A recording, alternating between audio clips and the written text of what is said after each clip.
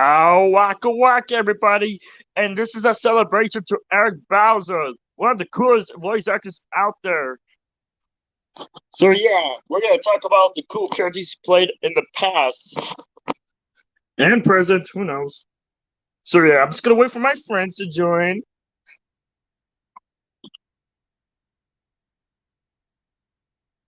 But no, how's everybody's day today? Like, I'm just putting in some of the suggestions that I wrote down earlier. So no worry, I got it.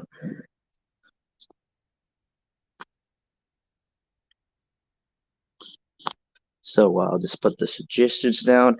And yeah, this is to Christian or Bobby. Don't worry, I got the Benton ones just ready in no time. Oh my God, it's White Pantera! White Pantera! Oh my God, it's Diamond Head! Yo, what's up? Wait, hold on. Who is this? Billy Bob Thornton? No, it's Nikki. Hello, Nikki. Hi, How are you doing? How are you doing? I'm good, thank you. Awesome, eh? All right then. So I'll just put some suggestions down. How are you guys today? Doing good. I thought we were gonna go to a grocery store, but I guess not since it's raining right now. But that's all right. Was it raining tacos? Oh, no, this guy tacos. Don't need to ask why. I'm not gonna give you the answer. That was a good trend while it lasted. But what about you? Me, this is a really decent day. I mean, it's really, really decent. Like, nothing really happened. That's really cool. Same old, same old. And you, Fresh? I mean, well, better when I got here. I just going through some stressful times, but I mean, I don't know what else is gonna happen. Just try to make the most of it. Okay, got you. But in the meantime, let's talk about the most and one of his important roles of all time, Foop from the Fair OddParents. What do you say? It's important, really? Well, it's like one of his major roles along with Tiger Claw.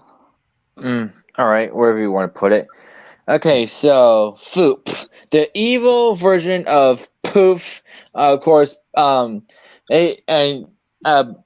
Poof, besides being evil, that he's cubed instead of circularized or spheric, and he talks in full sentences, unlike Poof.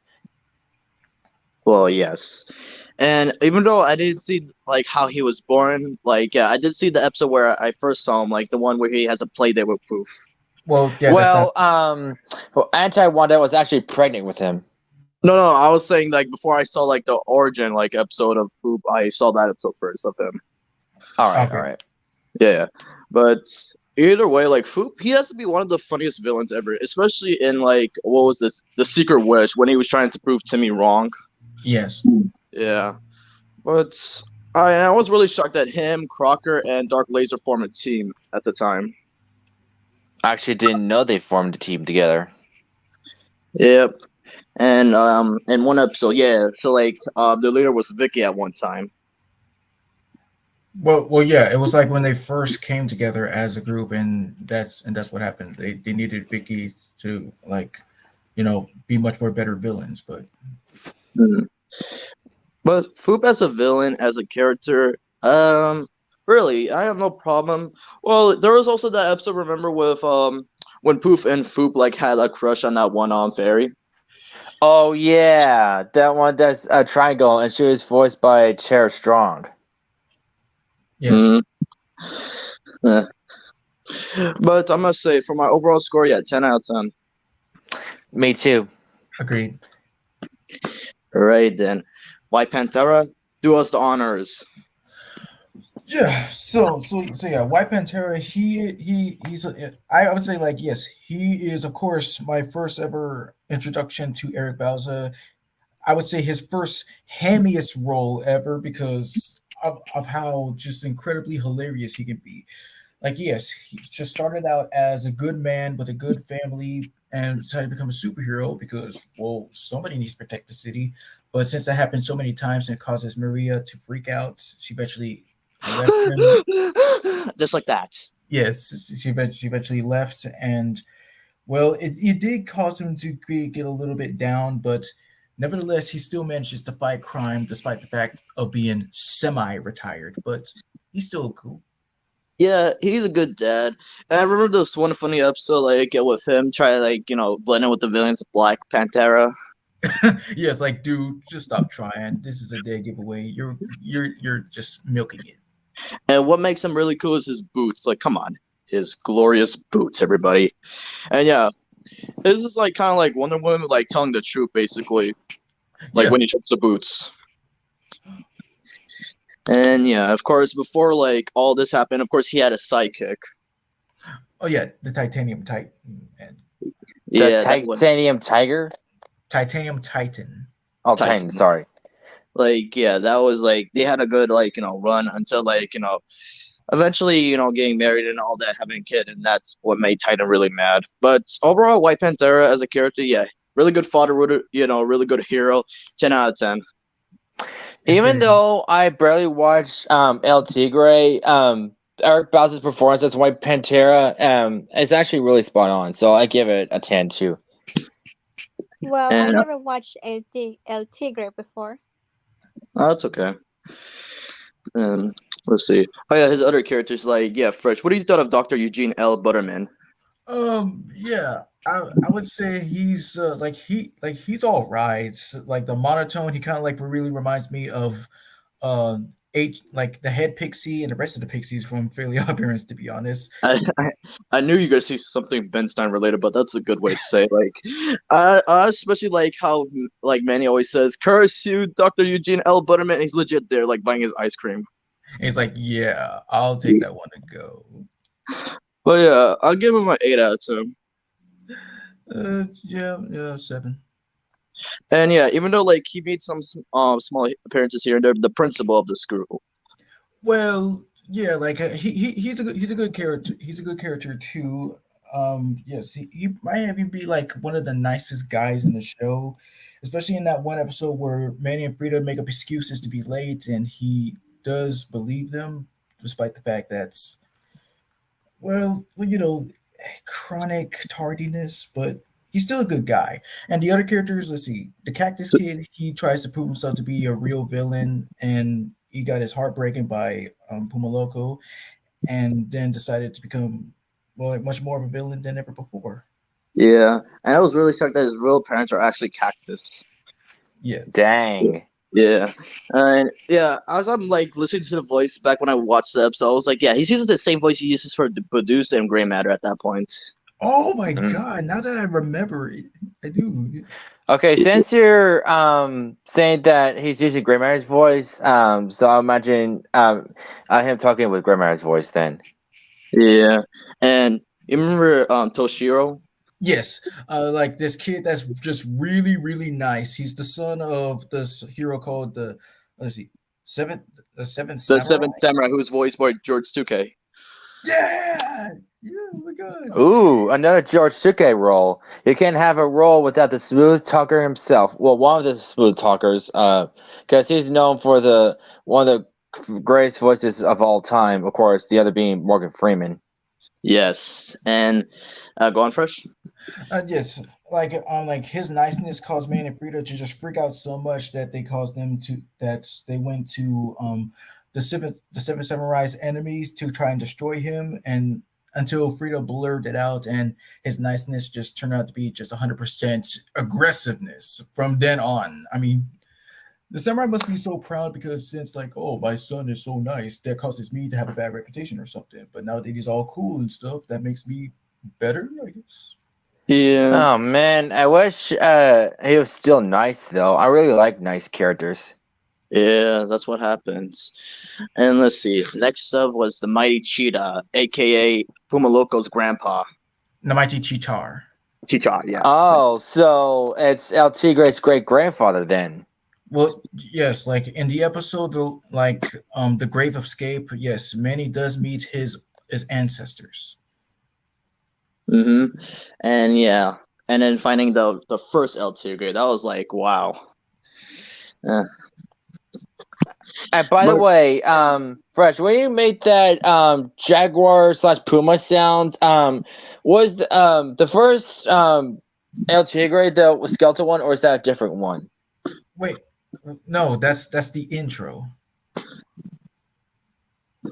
That's the like that's the intro straight when you watch an episode of El Tigre. That's literally the No. first. I mean, one of the scenes, like in your video, like there's a skeletal version of El Tigre, and he shouts out, "Ancient tiger spirit, I summon you." Yes, that's the original El Tigre, the land of the Okay, dead. He died. Yeah. Okay. Yeah. What I thought about that episode, yeah, I like how they dedicated an episode to the Day of the Dead, which was pretty nice. That makes sense. Yeah. Uh, and yeah, that reunion with Pomoloco and his father was like, wow, it was, going back and forth until like hugging each other. Yes. Yeah. And let's see. Do you remember Giant Robot Sanchez? Oh yes, I do. And even though he didn't really kind of do much, but revealed to be a family man, it's okay. Yeah. I did see that episode, and it was like, really understandable why he does what he does, but having a family as well. And like, yeah, I know this varies, but remember when Manny got a pet? Right. Yes. It was a chupacabra. Yeah, and I just put him there like his nickname. But yeah, I was really surprised that was Eric Bauza the whole time. I'm surprised right now. Yeah, but what did you thought of his pets? Yes, he did. It did start out as to be one of the most adorable things you could ever see, but later on, it was it was too depressing too. But until he got respawned again and got adopted by another kid. Kind of reminds me of that Wawa Wubsy episode. Yes. Yeah. Which is So Wubsy adopts his pet, but here's the thing though: every time you feed him, like he starts growing. That's the thing. ooh. Well, he only Yeah. grows from eating candy and junk. Yeah, candy. Ah. But overall, the many roles he played in El Tigre were like spectacular. Agreed. Yeah. All right. You smell that? Cracky, mates. There's a tiger on our miss. Tiger That's claw. funny. I don't remember tigers existing in Australia. No. This ain't no tiger. This is Tiger Claw. I'm like, you gotta get your facts straight though. But all right. But yes, Tiger Claw Hun, what was it? The twins? What was it? Fulci. The Fushi and the Hammer. He uses Arnold Schwarzenegger's impression in that for that character. But yeah, Tiger Claw being one of Eric Bauzas' first TMNT roles, it was Well, really great. Han was the first one, then Tiger Claw. No, for Eric Bauza. Remember? Wait, who? Eric Yes, Bauza. and- Yes, Well- Hun came after Tiger Claw, and I'm just saying for Eric Bauza's first TMNT role, that was Tiger Claw. Oh. Yeah. Okay, never mind. Let's continue. So yeah, Tiger Claw. I don't remember the first time I saw him, but when I first saw him, of course, he had an eye patch on and stuff, and I thought he was a pretty cool character, and everybody's voiced him pretty well. Then it came about his origins when his sister came along. They were both mutated, captured by the crane, and they were life of crime, also circus people. And yeah, his sister hated him dearly because she blames him for what they were become and stuff. And on top of that, she slides his tail off and she wears it as a belt. And dang. But the worst thing is, she was about to come to terms with Tiger Claw until she sliced off his right arm. Oh damn! That was brutal. I was still surprised that they showed that on TV. Well, TNT 2012 is pretty dark, so I guess they're taking that to a level then. Yeah. But what more can he lose? Yes, he lost his eye, his tail, his arm for crying out. What else can he lose? he lost a chunk of his ear. Right, he did. Yeah. Oh yeah, that's right. Cause wait, how did he lose it? Shoot. Maybe he got bitten off, chop off. Who knows? But this is the voice. Dear. Yeah, this is the voice that Eric Bauza gave to Tarkala that was really awesome. Yeah, I love a scene with him, Bebop, and Rocksteady. They're in van, and Bebop's like, "How about some tunes? I got a dope mixtape." And Rocksteady's like, "Ooh, funky fresh beats. Listen to this. Run Rocksteady, percent. Will Will you you be two quiet? morons be quiet?" Uh, Yeah.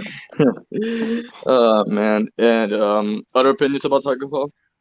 and nothing else. He's just a great villain. But towards the end of the series, he actually became an ally of the Turtles a little bit, like betraying Shredder. Well, yeah, and of course that was that one episode with Kid Vasquez, who, when he brought back Shredder, like Super Shredder and Bauza back from the dead. Right. Also, hello, Judd. He's in the comments. Hi, Kevin. Hi, Okay. Kevin. Hi, Kevin. I'm your number one fan. But with Tarkla, yeah, I give him 100 out of 10. Same, Infinity, because it's just that awesome. All right, next Hun. Bruce Lee looking ass. Legit. Yeah, it's also just very impressive how he did pull off the voice. And of course, yes, well, like you said, Han in this version was modeled after Bruce Lee, and Eric Bauzas did phenomenal as him. That is it, hockey boy. You want some more? Man. But yeah, And of course, it's really hard to knock him down because every time you punch or kick him, he doesn't budge. Yeah, it was really it was really surprising that he became the new leader of the Purple Dragons. Yes. Who was the first? Dude. Fong. Oh, that's who I was thinking of then. Yeah. So Han, as what got me was like the fight between him and Casey. Yeah, of course it was the first fight, but what really got me was like when they had the rematch. It was really awesome. Yeah. But overall, I give him a 10 out of 10. A 9. Yeah. All right, the twins. What were your first thoughts? Because I saw this episode once. Oh, I'm sorry. I actually I've don't never seen remember it. the twins, honestly. Never heard Okay. of them. And I guess you don't know the Hammer either. Oh, I didn't. Of course I know the Hammer. Okay, so the Hammer. Nobody beats the Hammer. Well, yeah. What were your first thoughts about him? I thought it was pretty cool robot suit. It was pretty indestructible. Of course, it takes two muscular characters to take it down, like Slash and their head. So yeah, but it's still pretty awesome. And the Yeah. accent that Eric Bauzas gave him, Arnold Schwarzenegger-esque, is pretty spot on. Actually, guys, I'm sorry, but you're kind of wrong about the impression. It's actually Sylvester Stallone. Oh, Wait a minute. Because that I actually makes a lot more sense. Oh, I'm sorry. But I remember when we did a transcript with the Hammer, it specifically said that it was doing an Arnold impression where it said the writing. Well, they were wrong. And it's funny because I played the Hammer and I played him Sylvester as well. So either way, I was right. Talk about ironic. But Eric Bauzas throughout the TMNT 2012 franchise, I would say he did really great. Of course, he did really great as well. Yep, and he did so great that he got to play the Master Splinter. Yep. Surprisingly, he got to play a Master Splinter, which, I mean, the character is all right, of course, which I wasn't expecting. Reminds me of the Michael Bay version, just fat and shorter. Yeah, with Eric Bauzas' Master Splinter, no offense, although he tries to be a great master to all of them. It's sometimes he could take jokes here and there, it's not like Hun-Lee's Master Splinter. You know what I'm saying? Yes. Yeah. Well, yeah. But what I liked was when they were referencing this, they're referencing Tiger called Splinter. Do you remember that reference? Yeah, I actually saw that on YouTube, and I forgot how it went. It was Mikey that was talking to him. Imagine being a tiger, and then Master Splinter was his eyes was what?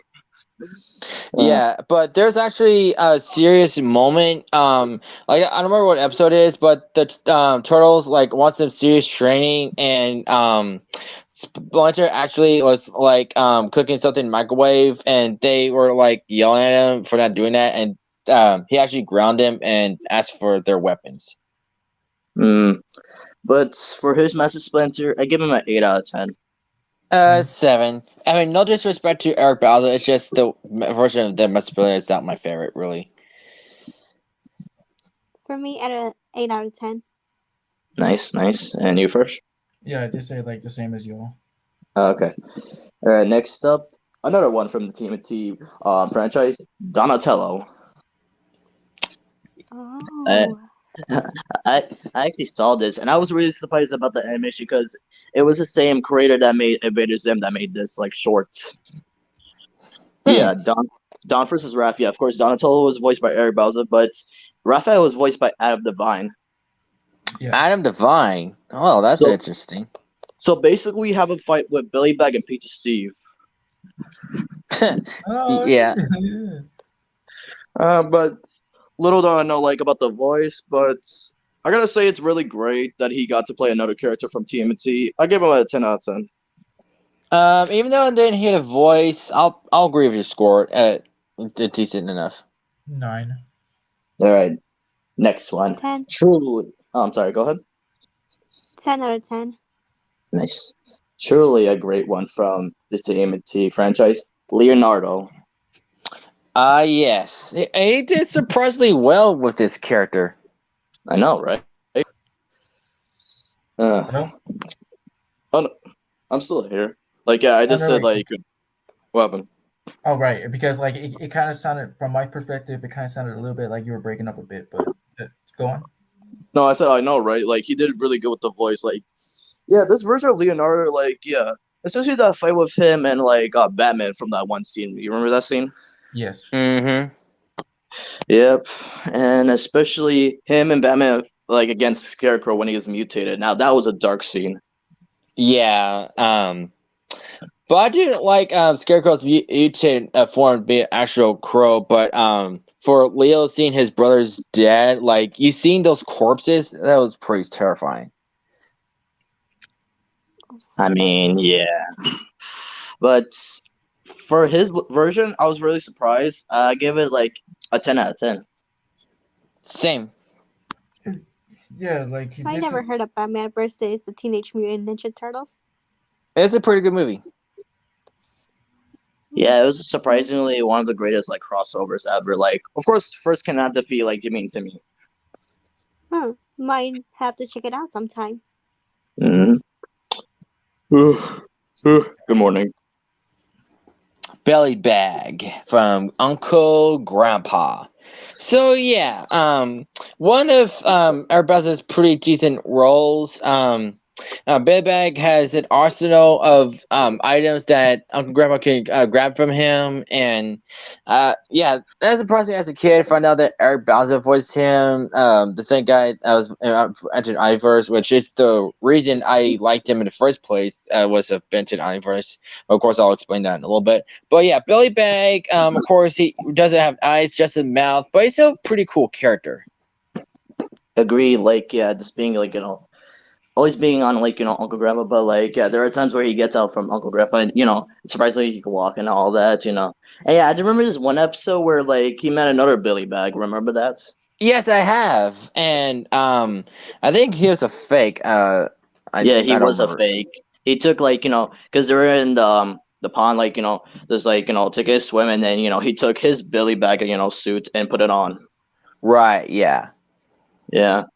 But Billy Bag just being very helpful. 10 out of 10 for me. Yeah. Hot dog person. Boy, this guy cannot get a break. I mean, every time he's with Barry Nice. Hi, hot dog person. It's me, Barry Nice, and hot dog person. That's me. Well, yeah, as I was saying, every time he's with Barry Nice, he can't catch a break because every time they try something new, he always gets himself hurt. Yeah. Ooh, man.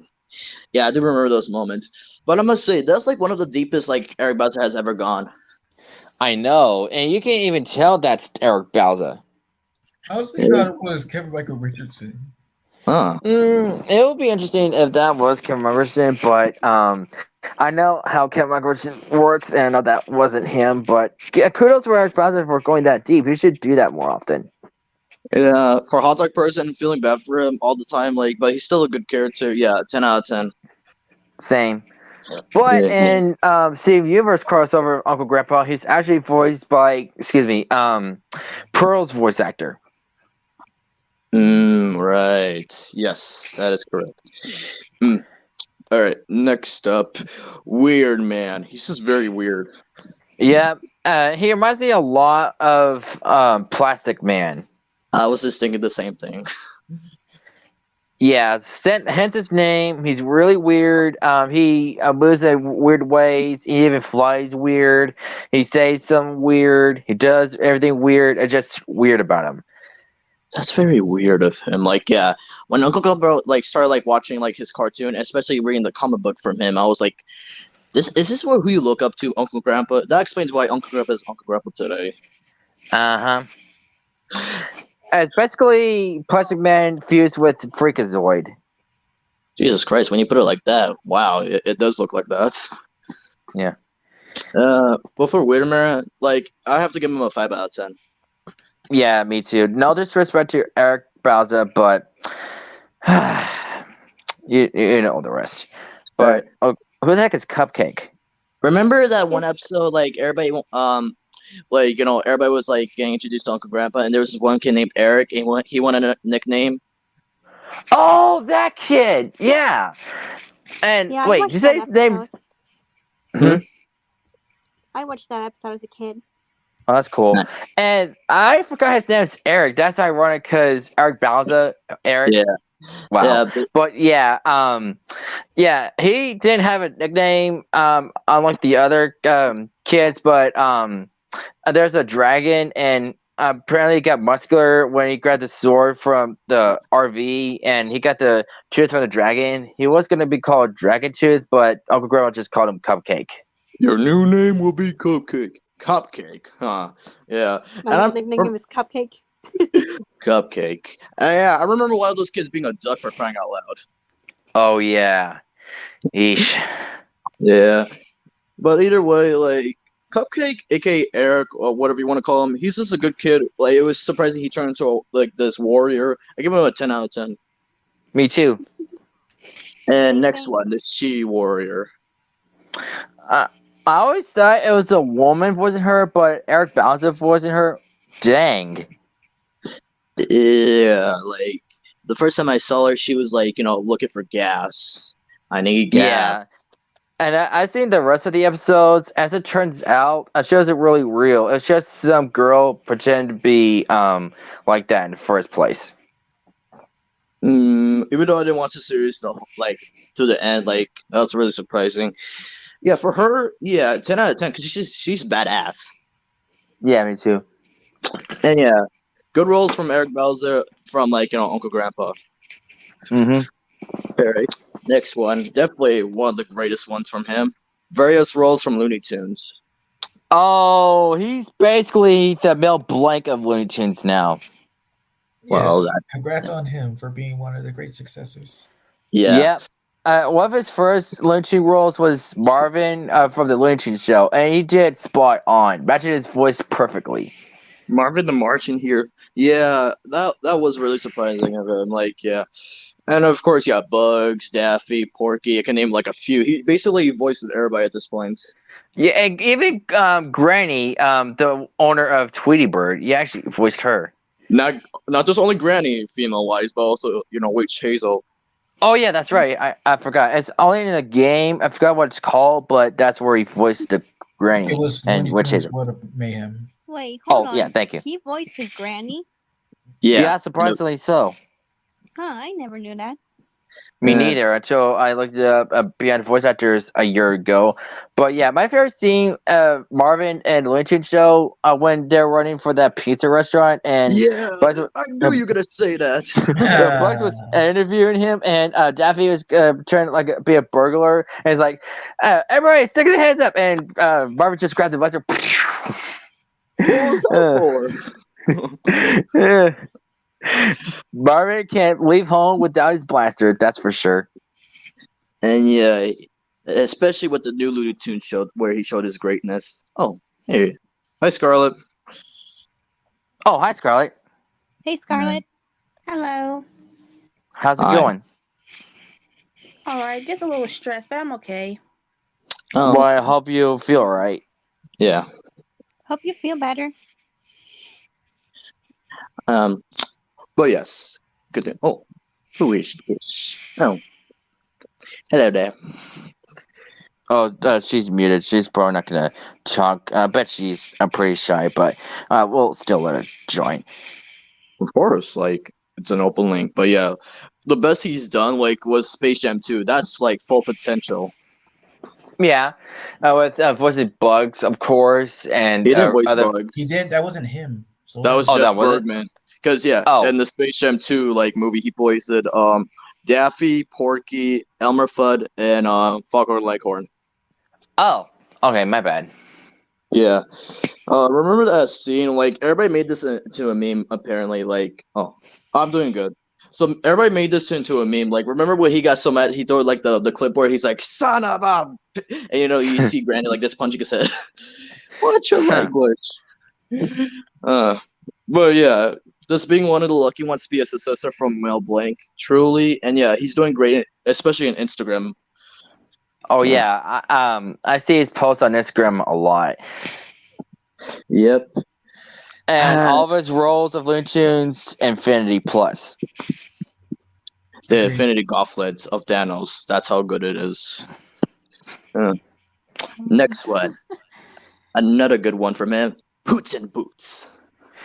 Yes, even though I don't have Netflix and don't watch the show, hearing that Eric Bauzas voiced him, that is shocking. I did watch the series a little bit. He did really good. Yeah, But Right.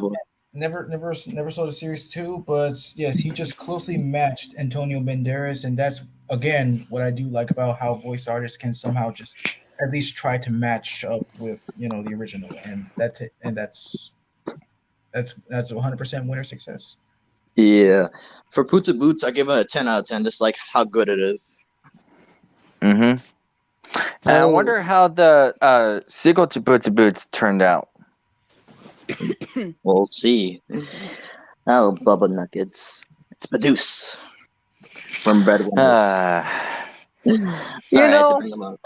When I was a kid, I kind of enjoyed it, but once I got older, what was I thinking of watching that? Especially Booty Kick. I mean, Booty Kick? I mean, come on. Right. So that's where you got that from in that one stream when we were doing EC nostalgia. Mm-hmm. Like, but then again, like the show, like it got me introduced to like I think one actor in particular, Robbie Damon, the voice of Sway Sway. Like he was a pretty cool actor, especially him voicing Spider-Man now. Yeah. But the full cast of the Breadwinners, come on, they did great. None of this is right again, but the show itself, I mean, come on.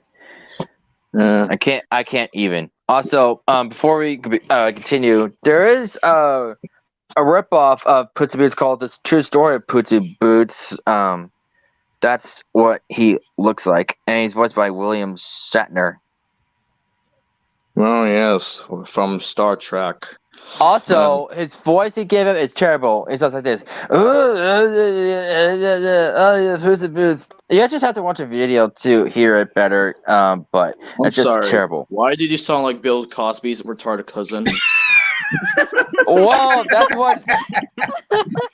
that's what he sounded like. Basically, what you put it. I can't understand what you're saying. What's your name? Well, my throat is messed up. That's why I couldn't do the voice fully. It's not the only thing that's messed up. Oh, they're making a new Puss in Boots movie, by the way. I know.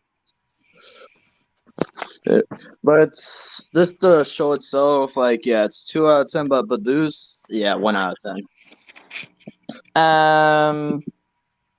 0 for Badooz. 4. He does have some humorous moments here and there, but despite the fact that it's one of the many Fanboy and Chum Chum knockoffs, yes. Like legit, I would rather watch Sanjay Craig than Breadwinners at this point. Mm. All right, next one. Y'all gonna get mad about this one. Master Frown from Unikitty. Yes. One of my favorite Eric Bauza roles, and he did really well. So yeah, Unikitty, a spinoff of Lego Movie starring Unikitty, a part Unicorn Half Kitty, voiced by Tara Strong. She did pretty spot on. And Master Frown, has his name. He's pretty grumpy all the time, and he's the main evil enemy of Unikitty, of course, and stuff. Antagonist, whatever. But yeah, Master Frown, he doesn't like being happy all the time. Well, you gotta explain why. I think I see this on YouTube. I think it has something to do with a birthday party of his, or like no friends came by. I don't remember. It's been a while since I saw that video. Okay, with me, back in 2017, I watched the show a lot because I was like, they made a show about Unikitty because, first got introduced to her, of course, in the Lego movie, which was pretty that's cool. how we all got introduced to her. Exactly, that's what I'm saying. But having her own show, that was pretty cool. But when I got introduced to the characters, like, yeah, they were really cool. I especially like Hakadal. He's really cool. Yep. Of course, since we never saw his eyes, he's basically Johnny Bravo.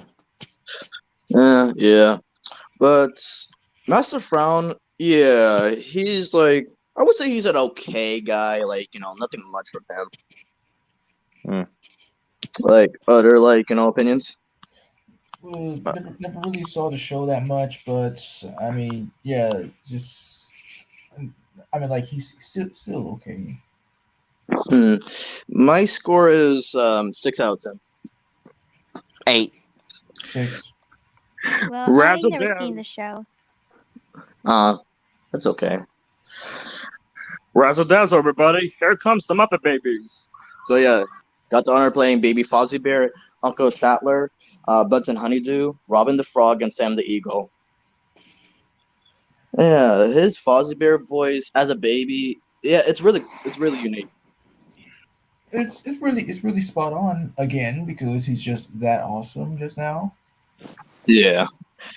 And yeah, this Fozzie's whole what's going on with the show with himself. And of course, I was really surprised that he has an adopted sister in the show. What was her name again?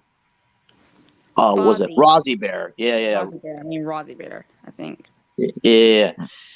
Yeah, I love one of the jokes Eric Bauzas used for Fozzie Bear, how do cows count?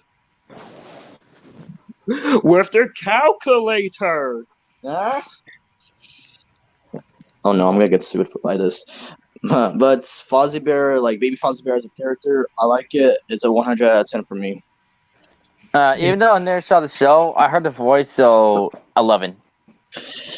Yeah, the other characters Uncle Statler, he really did good. Along with what was the other guy's name? Uncle Waldolf. Yeah, something like that. Yeah, they did really good with the voices. And then with Buds and Honeydew, originally voiced by Howie Mandel in the original Muppet Babies, it did really good as a very smart voice. And you ever heard of a character named Robin the Frog? No. Who is she? Or he? It's not. It's a he. Basically, he's Kermit's nephew. Oh, wait, nephew? Yeah, because before being in the Muppet Babies, of course, he showed up in Kermit's old episodes here and there. So does Kermit have a brother, and that Robin is his son? Who knows? I mean, it doesn't confirm if he has a brother or sister.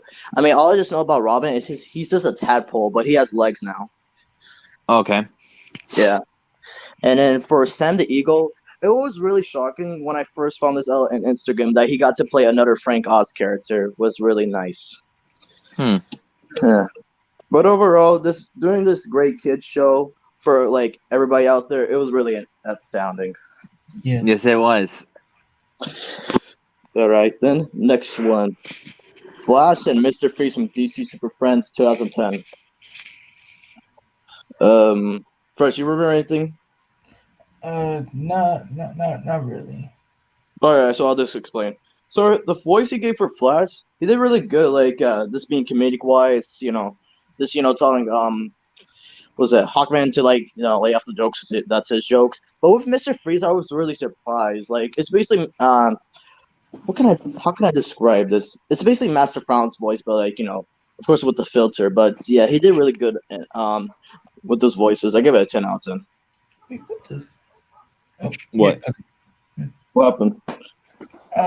Well, you know about like how Rattles has been like flip flopping all over with being like either happy one time and sad another. Like apparently Yeah. she came back in the Owning the Mantle episode of Woody and Buzz, and I'm just really concerned. Why? What'd she say? I'm like, yes, she did say stuff, but I'm just okay. So what made you want to? Just wondering like how everything is. Hmm. I see. Um. But go on. Go on. Well, I gotta say, like, what was it? Joker's Playhouse, yeah, with John Castere's Joker, it was really good in my opinion. Yeah, well, I'll take your word for that. It has been some time. Maybe I heard from doing the episode, but okay. All right, next one. I'm starting with the aliens first. Diamond Head, Gray Matter, Ripjaws, Ultraguana, Upchuck, Mark and Perk, Edel, Topic, Way Big, Karma Stone. There. Okay, so Diamond Head, his voice is very close to Jim Ward's version, a little higher, but his version is pretty decent. Even though I don't really like the crystal size back because they're skinnier, but the design is pretty alright. First appeared and It Was Them, and by Team Ben, of course, and yeah, I really like it, especially his suit.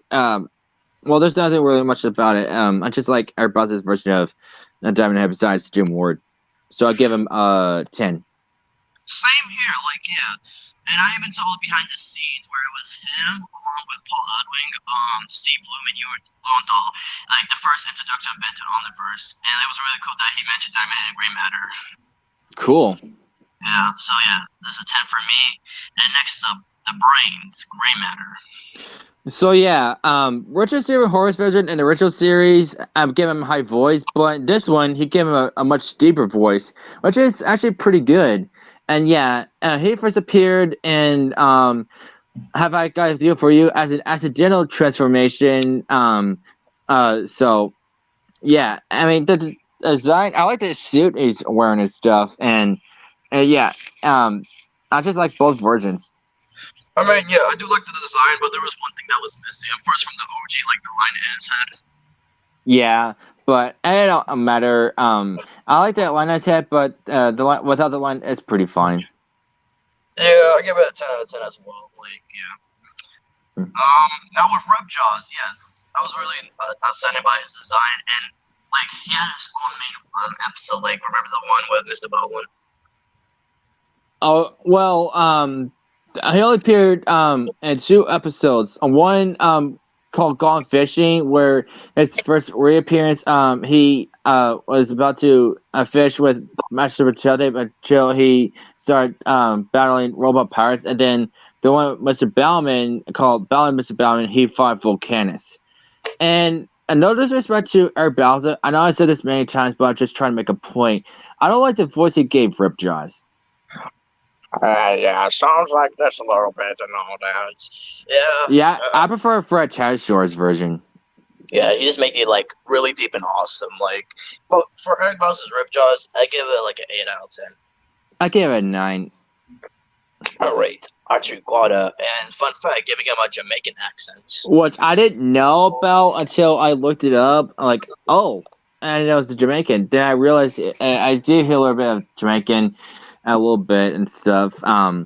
Yeah. Archie Guada's reappearance after his cameo appearance in the original series episode Band 10,000, where voiced by Tom Kane, originally going to be called Absolute Zero, but Ben called the future Ben 10,000 Archiguana, which is suitable. And Eric Boring. Bauzas' version, yeah, it's pretty decent, and he's actually a playable character in Benton Omniverse, the video game. Achiguana, cool, literally. And yeah, his other designs, like yeah, there was Ben 23's design, basically the one from Flashback. But what did you thought of Ultimate Achiguana? It's pretty interesting. And that was I expected, but pretty interesting, especially like the ice cannons on his back. Yeah, you notice his big, like, long mustache. I It was have like, noticed that. Yes, yeah. But yeah, 10 out of 10. It was just Me like great too. to get him back. All right, next one. I'll check Merc and Perk. So yeah, in the original series, Upchuck Perk was like lime green and all with an overbite, and the UAF he was redesigned for some reason, now having an not an underbite but just regular teeth. But in Omniverse, Ben has both of those species, and the planet they're from, there are two different versions, Merc and Perk. And they're based on the designers of the Perk and Merc. So, but I prefer the Perk version because the original version is just much more suitable for Upchuck. But the voice he gave him is pretty decent. Yeah, and it's kind of sad that like the Merc Upchuck got less appearances. Well, yeah, it makes sense because Perk Upchuck is a classic, so I understand why. I mean, yeah, but yeah, 10 out of 10. Me too. Ito, of course, first appearing in the Ultimate Alien. His design was more bland because it's just broad humanoid with a horn. It's supposed to be like a beetle that his name Ito. Of course, he eats matter and shoots it through his horn. But in Omniverse, I took it to a whole new level. Actually, make him more like a beetle, which I prefer actually. Hello? What? Oh, darn it. Well, I'll be right back. Okay.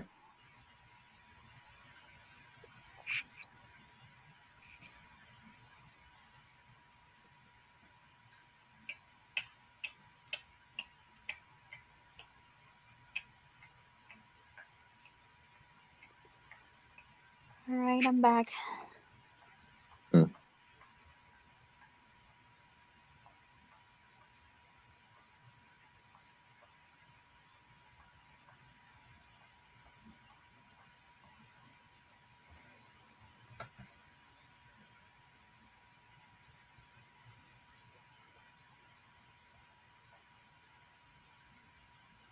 I'm back. I was just getting a call, but Ito as a character, yeah, his design between like Ultimate Alien to like Omniverse, I kind of prefer like Omniverse at this point. Me too. And it's much more suitable to his name.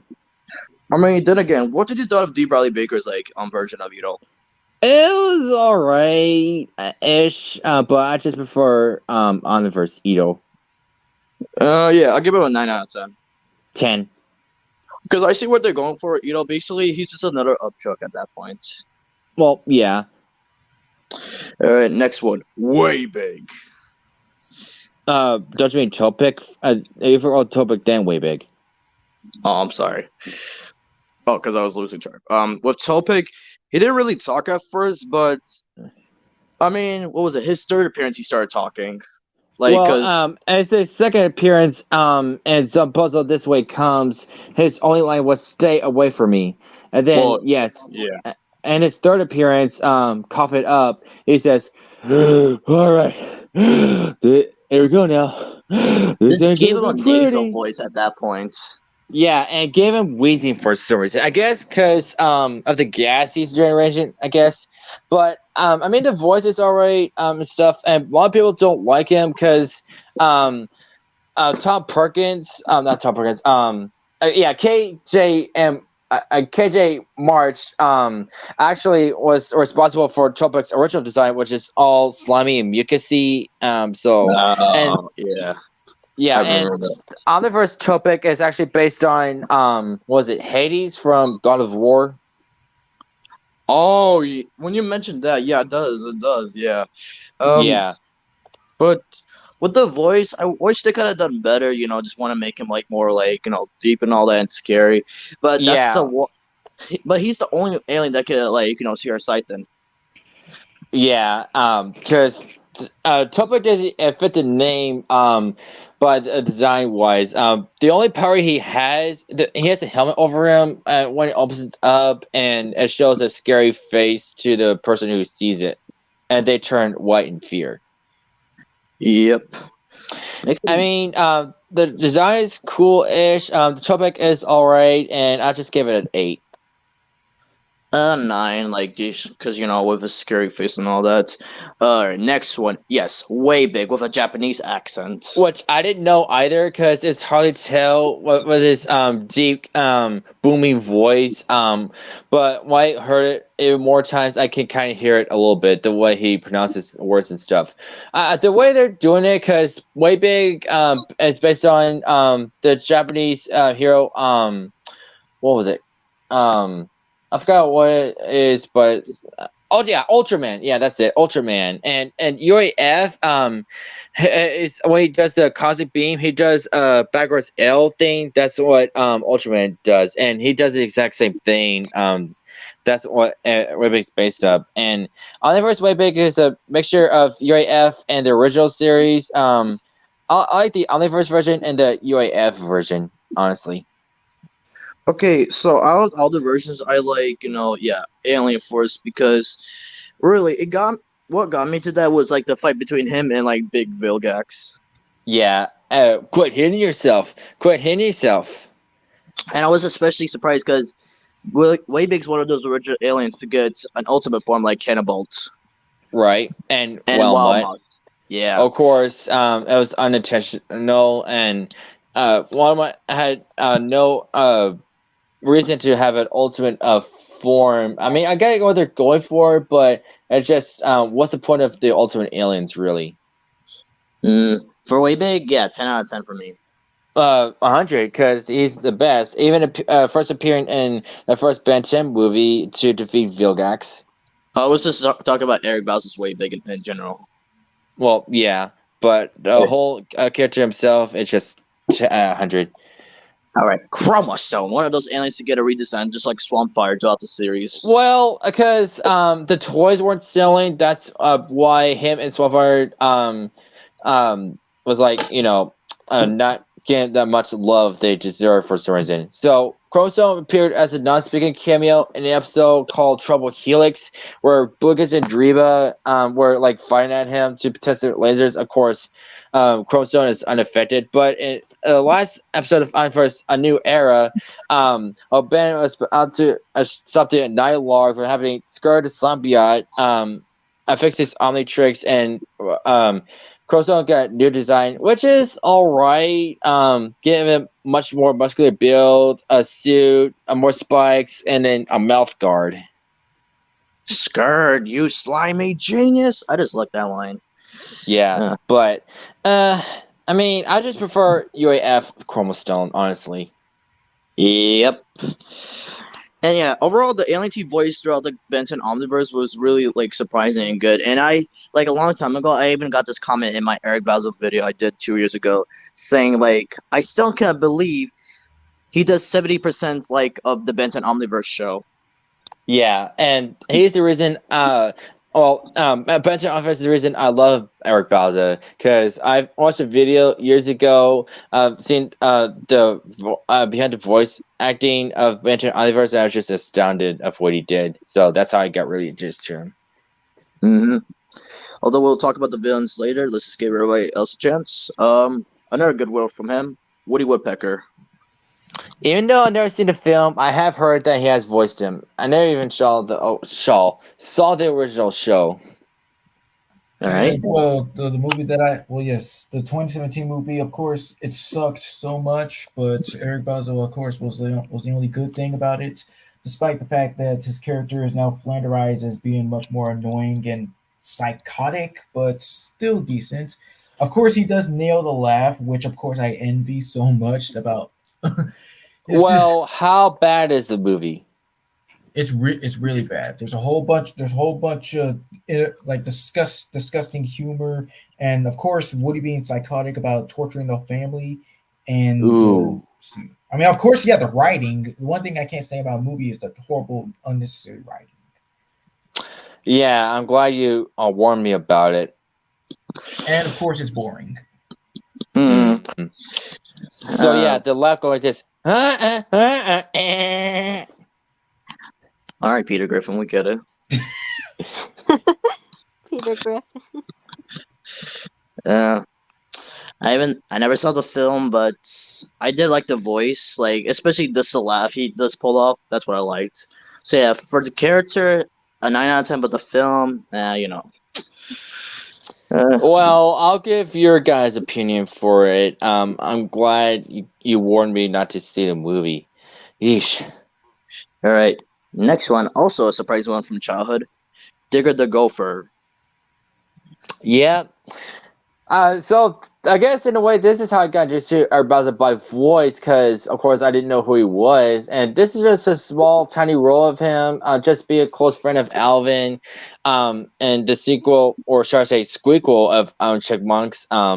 Just a random rolled in, just appeared out of a sewer hole wearing glasses, and he did pretty good on him. Well, courier info, that random rodent actually turned out to be a character from NASCAR. Oh, Yeah.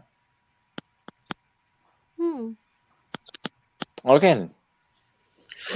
Yeah, it was really surprising that he was like there for for that moment, and yeah, it's just the voice. Yeah, it was really good in my opinion. Yeah, it's got like a mix of like the Cactus Kid and who else? Badooks, yeah. In a way, yes, and yeah, the film itself and the character, this is a 10 out of 10. Mm-hmm. All right, Okay. next one, Bruno from the Casa Grandes. I mean, he's a right character. He's just a known hot dog vendor of the town and stuff, and he is always giving hot dogs to Ryan and her family and other people. And he's just a really cool guy, I admit. And Ryan actually worked with him a little bit for a thing for school, and she actually learned a lot about him, and she actually enjoyed it. Well, for a little bit. Then she quit a bit, but she did return to help him with the contest. I see. But yeah, Bruno's a character because I just saw a clip this morning of she was ordering a hot dog for breakfast in the morning, and he was like criticizing, saying, "A hot dog for breakfast?" And that's like the first appearance of Sid Chang. Right. All right. Next one is the Beagle Boys from DuckTales 2017. I was really shocked that he voiced like all of them. Yeah, that was a handful for me while I was trying to do the birthday video last time, but yeah, he voiced all of them. Well, yeah, because there was I'm just gonna say their names: Big Time, Bouncer, and Burger, and yeah, there's like multiples.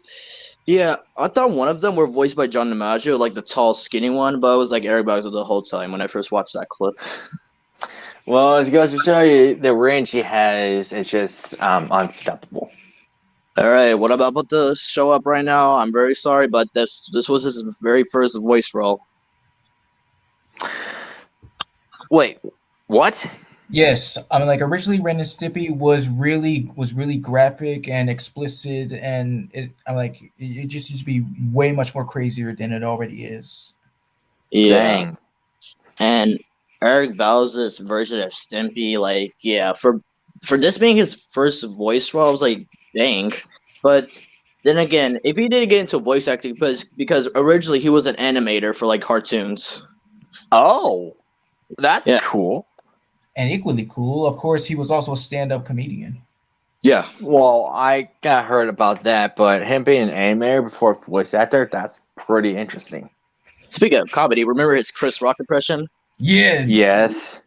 I play a motherfucking zebra, motherfucker. I'm here with Tara Strong. She voiced the Bubbles from the Powerpuff Girls, motherfucker. I just love how you did that. I know. It's just cursing, and I hear Terry Strong laughing. I mean, wow. Recollected.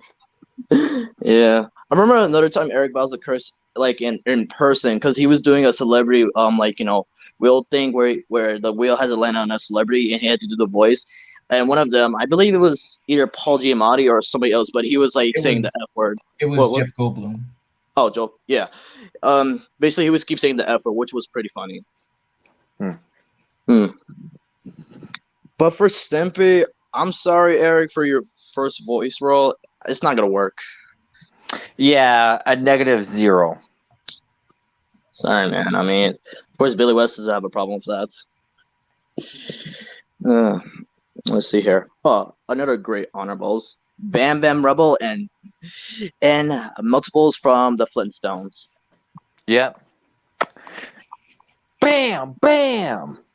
That's basically it. That's he did really good. Like the first time he voiced Bam Bam in the Flintstones was like, oh yeah, that crossover with the Flintstones in WWE. Which I've never seen. I have heard of, but never seen it. Was Dino like just making like yeah, he did really good. Of course he voiced Dino again in the Yabba Dabba, that creepy reboot. Yeah, but that was dinosaur. I mean, I watched a tiny bit. I was watching it because of Jessica DeChico. I mean, she did pretty well as Pebbles, but the show itself, I'm just glad they took it away from HBO Max. But he did great. All right, here, Raimundo and Jack Spicer. Like, yeah, originally voiced by Tom Kenny and Danny Cooksey. Yeah, I watched the first episode of it. Like, nothing could beat the original. No offense, I just like the original. Like, yeah. But what was more surprising that he voiced Panda Bubba. Originally voiced by Kevin Richardson. He was basically using his Tiger Claw voice. Yeah.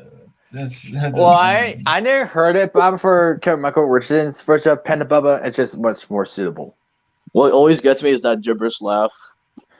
Well, yeah, because Kevin Michael Richardson is the only one that can do a gibberish laugh.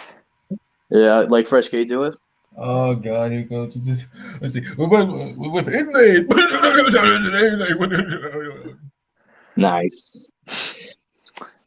No one can pull it off, only Kevin. Yep. All right, now we're about to bring the villains and other characters from Omniverse. Yes, Albedo's Galvin form, Driba, Dr. Psychobos, Bax, Thunderpig, Tribimpler, Rookda, Rook's dad, Solid Plug, Bellicus, Raph, Fish Trick, Sergeant Cast Iron, Jerry, Mutant Tuku Scars, and Cooper. I'll just pronounce Toku Star. Oh. Anyway, yeah, it's a mouthful, but yeah, that's the other characters he voiced besides the aliens. But yeah, Albedo. Of course, I was a kid. I didn't know that Albedo, being Ben's evil clone, was a Galvin until I found out through Omniverse, and then through Oldest and Alien, it showed his Galvin form before. So yeah. Albedo actually made a reappearance in Omniverse in Trouble Helix, and a flashback. He is actually as his assistant. Yeah, which was like they kind of brought that up in like a little bit of like what Alien Force and Ultimate Alien, because before they show his Galvin farm there, it actually showed in one episode. Remember? Yeah, and episode Reflected Glory or something like that. I can't remember. Oh no, wait, it was I can't remember, whatever. But the point is, Albedo's version of Eric Bauza and Bauza's version of Albedo, yeah, he did really good. And UAF is pronounced Albedo, but in Omniverse it's Albedo. But I prefer Albedo. It sounds more better. Yeah, for like his true form, like as a gray matter, basically a Galvin. I say the design was really good, especially when I found when I first watched it up, so like years ago, like find out that now that Gray Matter can have an ultimate form. Yeah, and it's based on MODOK from Marvel. Well, yeah, I did like that reference. They did the same thing with Ultimate Raph, with Traven the Hunter. Yeah. Yeah. But You remember the episode where he took Asma's brain, right? Mm-hmm. And it made his brain bigger. Yep. But not much from there. But I did like the voice. 10 out of 10 for me. Me too. And then for yes, Driba, another Galvin he voiced. Look at that. He got Albedo, Driba, Gray Matter. What else can you give him? I don't know. It just, I guess his very alien is gray matter, I guess, and just want to voice another Galvin. But yeah, Driba, he's very argumentative, especially with Blue Kids. So Blue Kids and Driba are basically the Galvin versions of Ben and Gwen from the original series because they bicker a lot. You could say Pinky in the Brain a little bit if you think about that. Well, sort of, but even though they're Galvins, the smartest beings in all of the universe, they're actually not that smart. Yeah. But there are times where like Blue Kids and Driba could be like really funny, especially like they were like really like focused on going to like Mr. Smoothies. Yeah, an episode based on them is called Blue Kids and Dreamer Goes to Mr. Smoothies, and as them being small, they got lost a lot, but in the end, they finally got their wish. And another episode focused on them called Blue Kids and Dreamer Goes to Area 51, where they go to Earth for the first time by accident, and yeah, that's where they first met Max. Fun fact about those titles, like Blue Kids and Driba, like going to these places. It's actually a parody of like basically Harold and Kumar going to these places. Like Harold Kumar goes to like White Castle. Yeah, I've heard about that. But yeah, Driba is our character, but I don't like him being argumentative a lot and stuff. But it's pretty hilarious in times. And there's a dumb moment like him and Blue Kids created an emergency exit, but it was only their size. Yeah, what are you gonna do? But for Driba as a character, he's very funny. I give him a 9 out of 10. 9 too. All right, next one.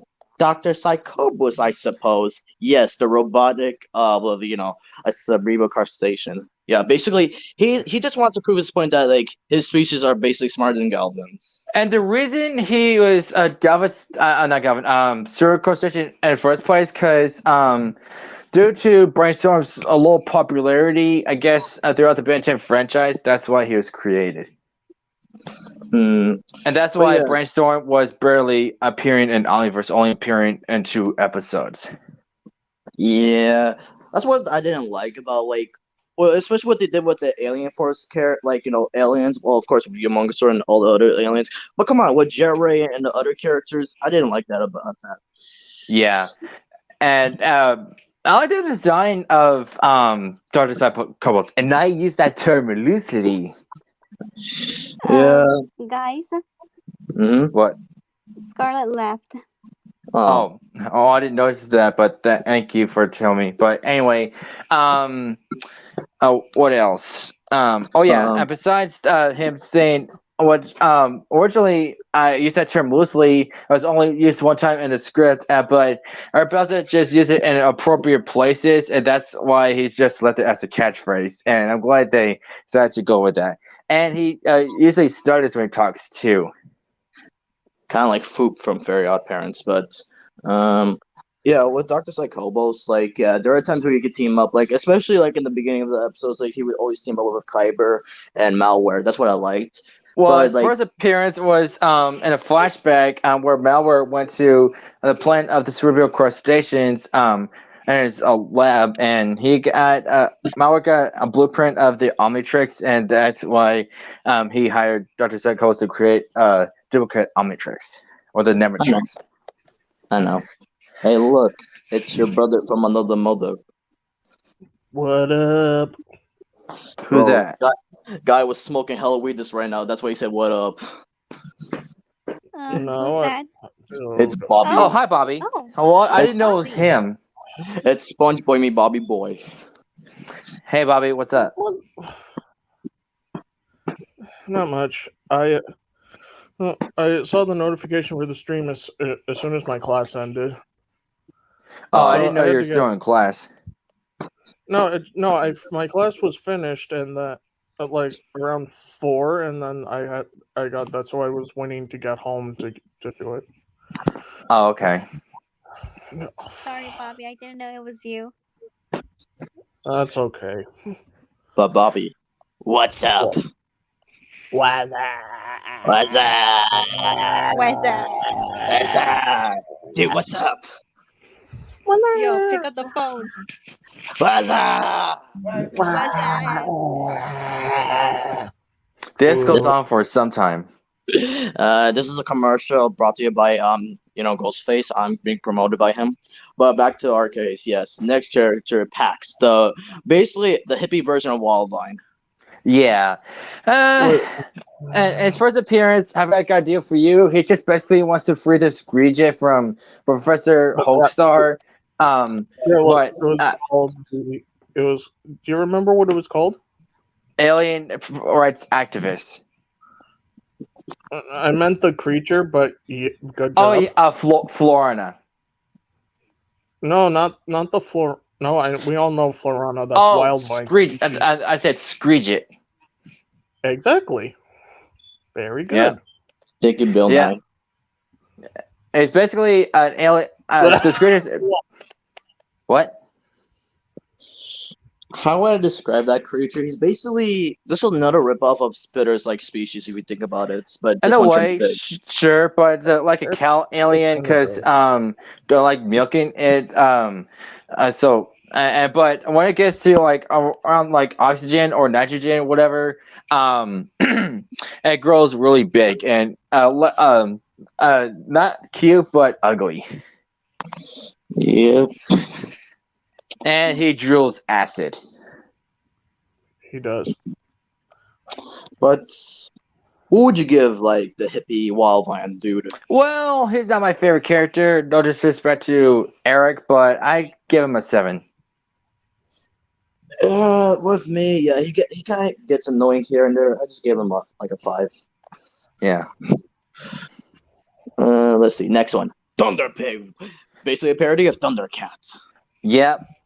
He talks in third person. He's not really bright, and he thought Ben and his father. And quoting from Princess Bride, "You killed my father. Prepare to die." You killed my father. Thunder. Hello, I am Thunder Pig. You ate my father with on a wheat roll. Apparently, according to fandom, I think Liam, the chicken alien, is the one that told him that Ben ate his father. Wow, what a snitch, Liam. Yeah, that's probably why Liam thought Ben ate his father in the first place, because I bet Liam or someone else told him that he did that. Yeah. But his over design is actually really cool. I actually dig it. You normally don't see humanoid warhogs these days. Oink. Yes. Wait, we see you every day though, but that's not the point. Let's see. With Thunder Pig, yeah, I gotta give him a 10 out of 10. He just has an awesome design. Me too. 10 out of 10 too. And his maze reminds me of the maze swoop from Transformers Animated had a little bit. That's a good reference. Hey, look. It's Ripoff Ripshock. What's up? Yep. Wait. Oh. I didn't realize. Oh, never mind. Anyway, I just got a notification from Visit Ton, but yeah. Did you say that? Oh, I'm sorry. I was trying to make a joke saying like it's a ripoff of Chuck. Yeah. Okay, that's what I thought you said. And wait, can I give like my own ratings of how he voiced Ben's aliens? All right. Sure. Go. Wait, I didn't know if you guys made it past that already. We did. But you could do it fast if you want. Okay. So for Diamond Head, it sounds like Jim Ward, but a bit higher, and it was really good. So I give that 10 out of 10. Gray Matter. He said he likes voicing him, but sadly, it would have been really cool if he used him all the time. He voiced other Galvins, but not Gray Matter, not much, which is sad for me. But he still do a really good job, so I give it like probably 10 out of 10, 10 or 9.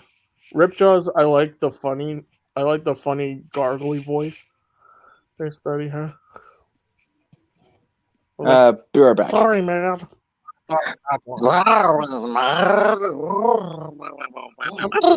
gonna cry, or maybe I'm already crying. I He's can't tell. basically the Zoidberg of Ben 10 from I the didn't Futurama. realize that it sounded like, and Dr. Zoidberg.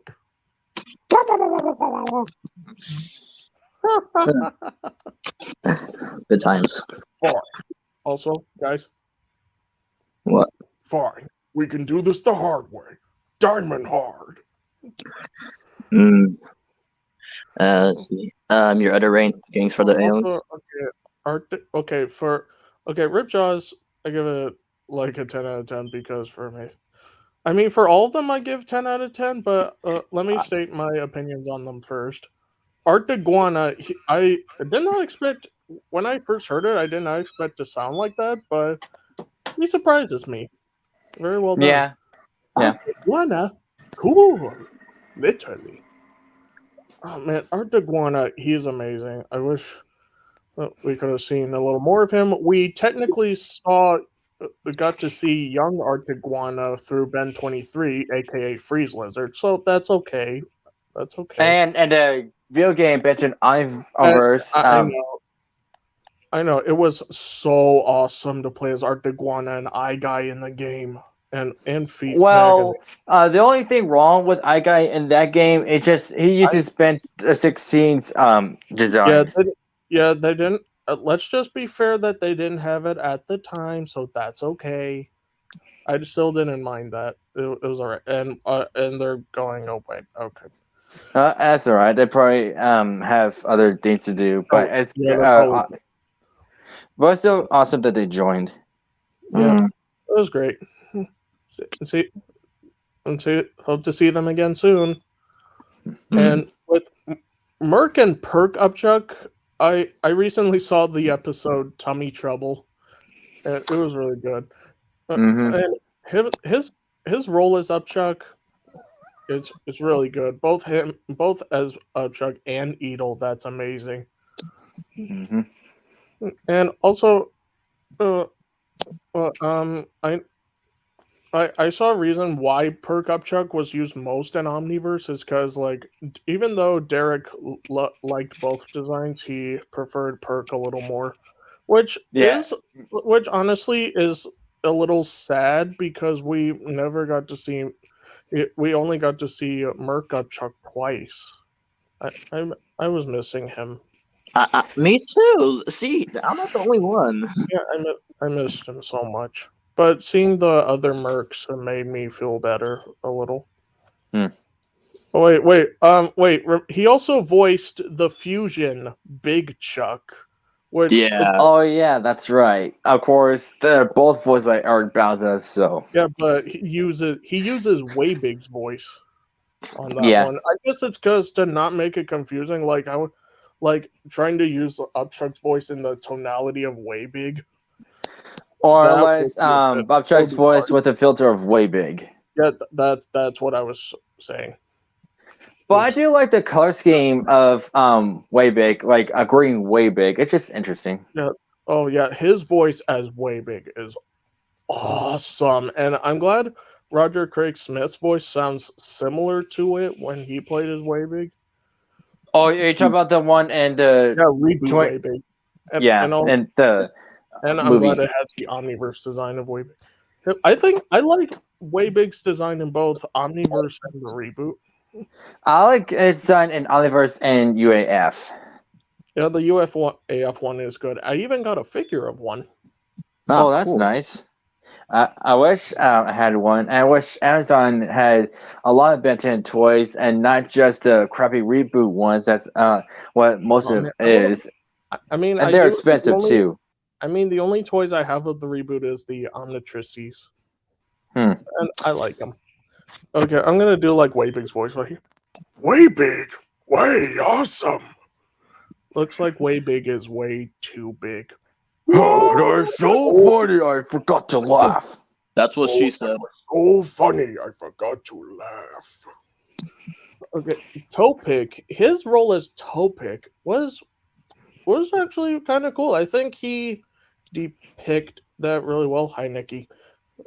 Hi, sorry, I just got a call from my mom. Oh, okay. Oh, that's all right. That's okay. Anyway, Topik, I like how he tried, like, since Topik is like frightening, I think the wheeziness in his voice give it a good vibe. I gave that like probably an 8. It was like this in the episode Cough It Up. Got him. Okay now. This isn't gonna be pretty. Hey, nerd. What's wrong with your voice, nerd? And the words of Homer Simpson, nerd. Exactly. Markiplier screaming, "What up, nerd? What are you doing, nerd? Oh, look at the ground. Nice, huh? What's this, Squidward? Oh, yeah. What's that? Nice As I bird." was looking at the list, I forgot to put somebody else for his aliens. Of course, forgot about a little somebody. Yeah, Buzzshock. Oh, Why duh. would you forget Buzzshock? Why? Because I was like, doing this list along with this list at the same time. So like, Yeah, he also voiced Buzzshock in the Megawatts. He did like a really good job with the Nosedenians, and when I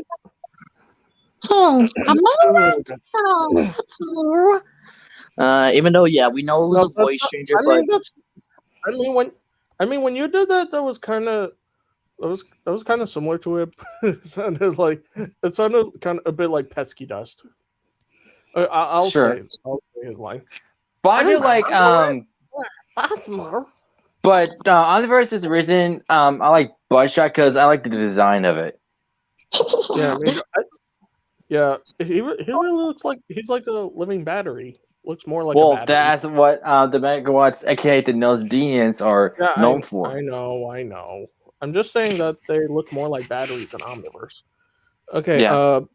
I did not expect him to voice Chroma Stone in the finale, but I thought Dee Bradley would come back. But I'll be honest, it impressed me. Well, yeah, and I don't know what else to say. I'm just buffed out.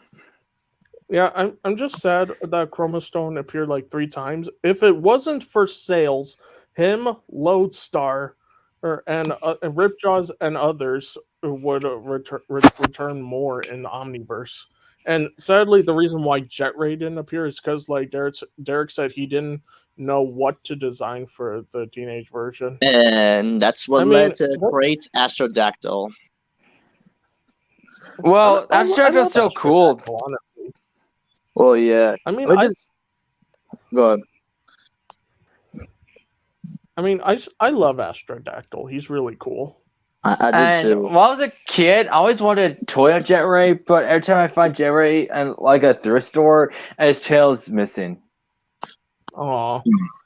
I got some of Jet Ray into. Okay. But yeah, even though Astrodactyl is not Eric Bauzas' voice role, it's still pretty cool. Being with energy whips and stuff. You we don't get those kinds of aliens, but okay.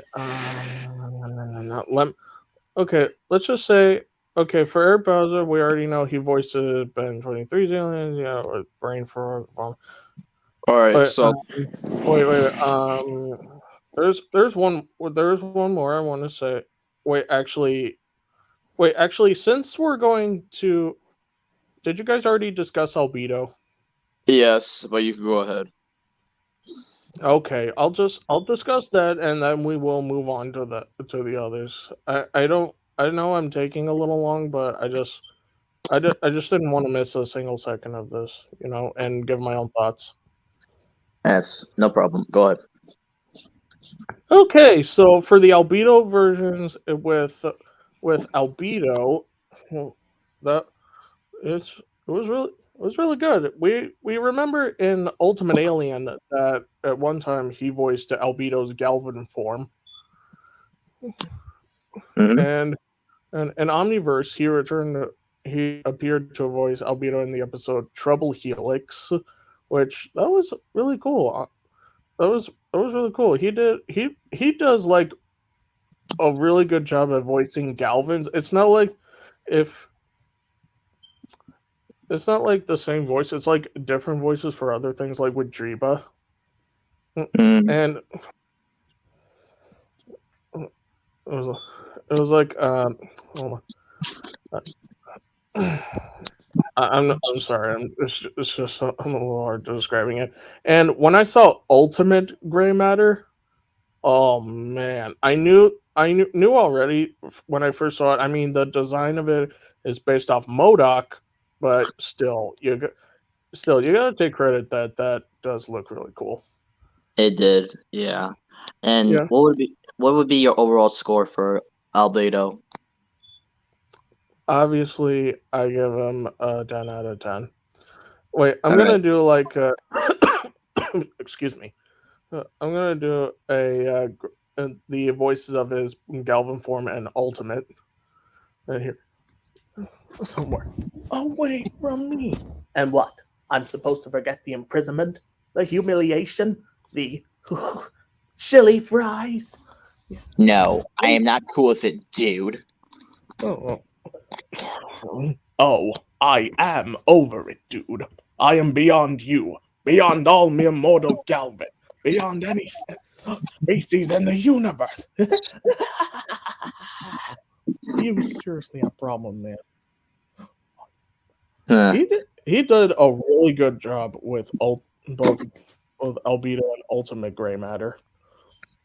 Yes, Yes, I know it's Ultimate Albedo. I'm just saying Ultimate Gray Matter because and with Well, Ultimate a lot of Arctic people One, say it's.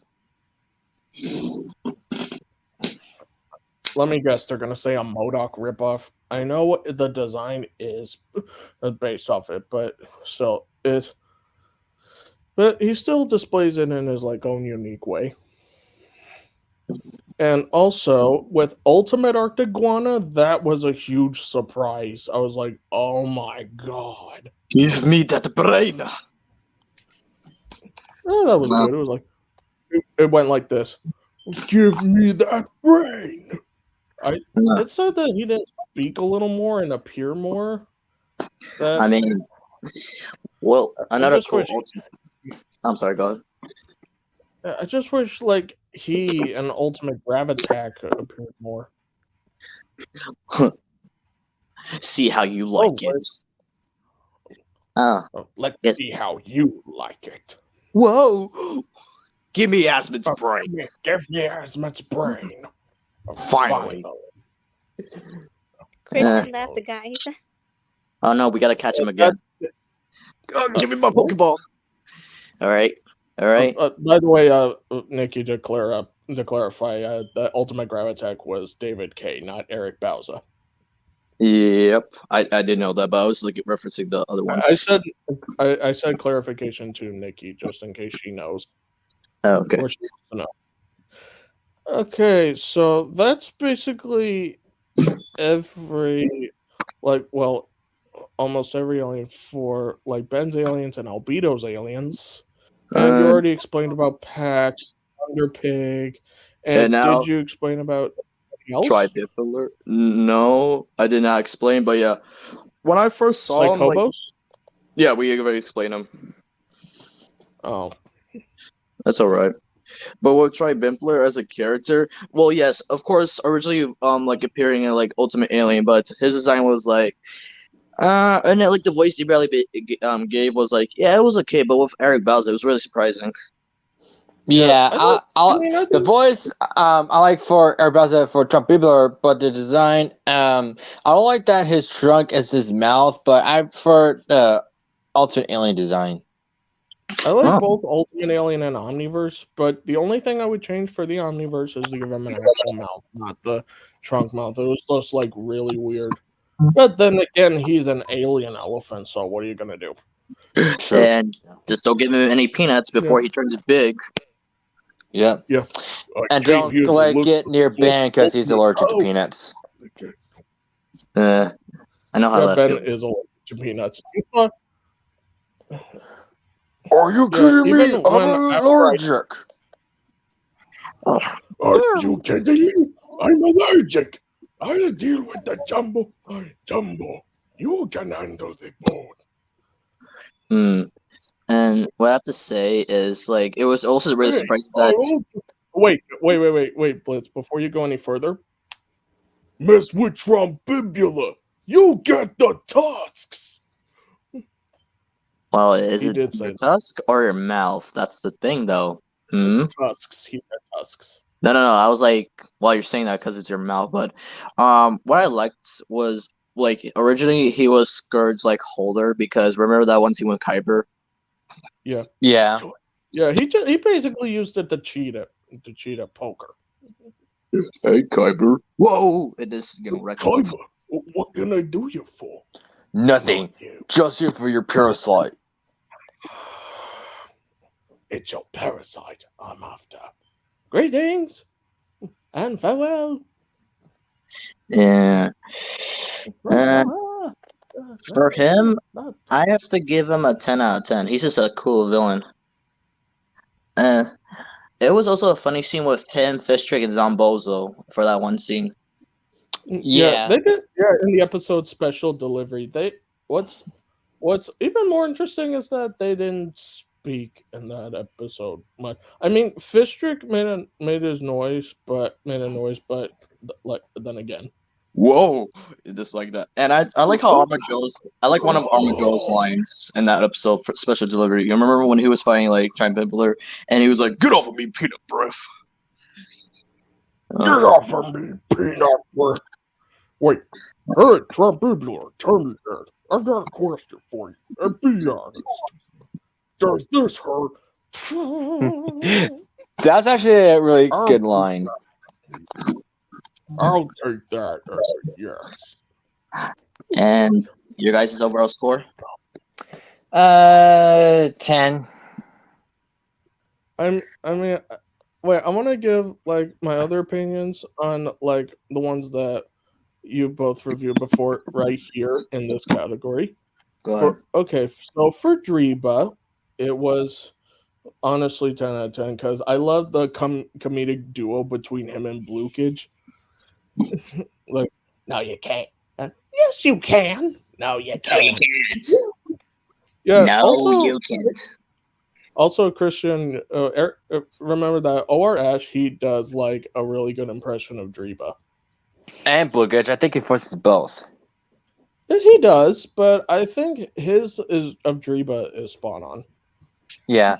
Also, I gotta go because I gotta eat supper a little bit, but I might come back, so I'll see you guys in a little bit. Okay. There. Yeah, man. All right, see ya. Okay, so oh wait, I'm sorry. I'm just like covering over them and covering Okay, go ahead. with the other ones. But like you said with Pax, he's like mediocre, but he's like a character that you would just like could be a scoff at and be pissed at because not just he's like a hippie, but he wants to set like all dangerous creatures free, like both the Screejet and the Grackle Flint. yep. And what do you call it? Did you give your score for Psychobos? No, I was just about to come to him. Okay, go ahead. I like the menacing dynamic thing with Psychobos, and he's always like so competitive on like on cerebral crustaceans being smarter than the Galvin, and he always like stutters his words sometimes. Psychobos, Dr. Psychobo, and I use the term loosely. I hardly say as you cerebral crustaceans are not smarter than us Galvins. Yep. Oh, this will finally prove once and for all that cerebral crustaceans are smarter than Calvin, and that I personally am far superior to that arrogant amphibian. Pretty nice. And your score? I say 10 out of 10 for Psychobos. All right. So Pax, next, I give it a 6. Well, yeah. Not cool, man. you're not cool. Roasted, legit. He's a plant. He could get roasted by that. Why are you a Vulpamancer? I don't know, man. I don't think it's degrading. We already got our review with Thunder Pig, but Okay. right now let's move on with Rook's dad, his yeah, trick dad, Rook Da. Da. Wait. Brala Da. And yeah, the episode where we get introduced to this whole family, yeah, explains why all their names are called like Rook, because of course, his little brother Rook Ben. I was like, wow. Well, yeah, because Rook is the family name in the episode Bros in Space. Which is funny because usually it's the last name where everybody has the same last name, but for this, it's interesting. Yeah, it really is. First, Rook's strict dad. I'm not saying he's like the worst, but I'm saying like him and Bennett don't have like the best relationship. Yeah, when like first meeting Ben, it didn't come off as like a good impression. But for him, I'm gonna give him a 7 out of 10. I would say an 8 because he did put on a good fatherly performance. True. All right, next one. Solid Plug. Yes, the deepest and one of the deepest Eric Bauzas has gone.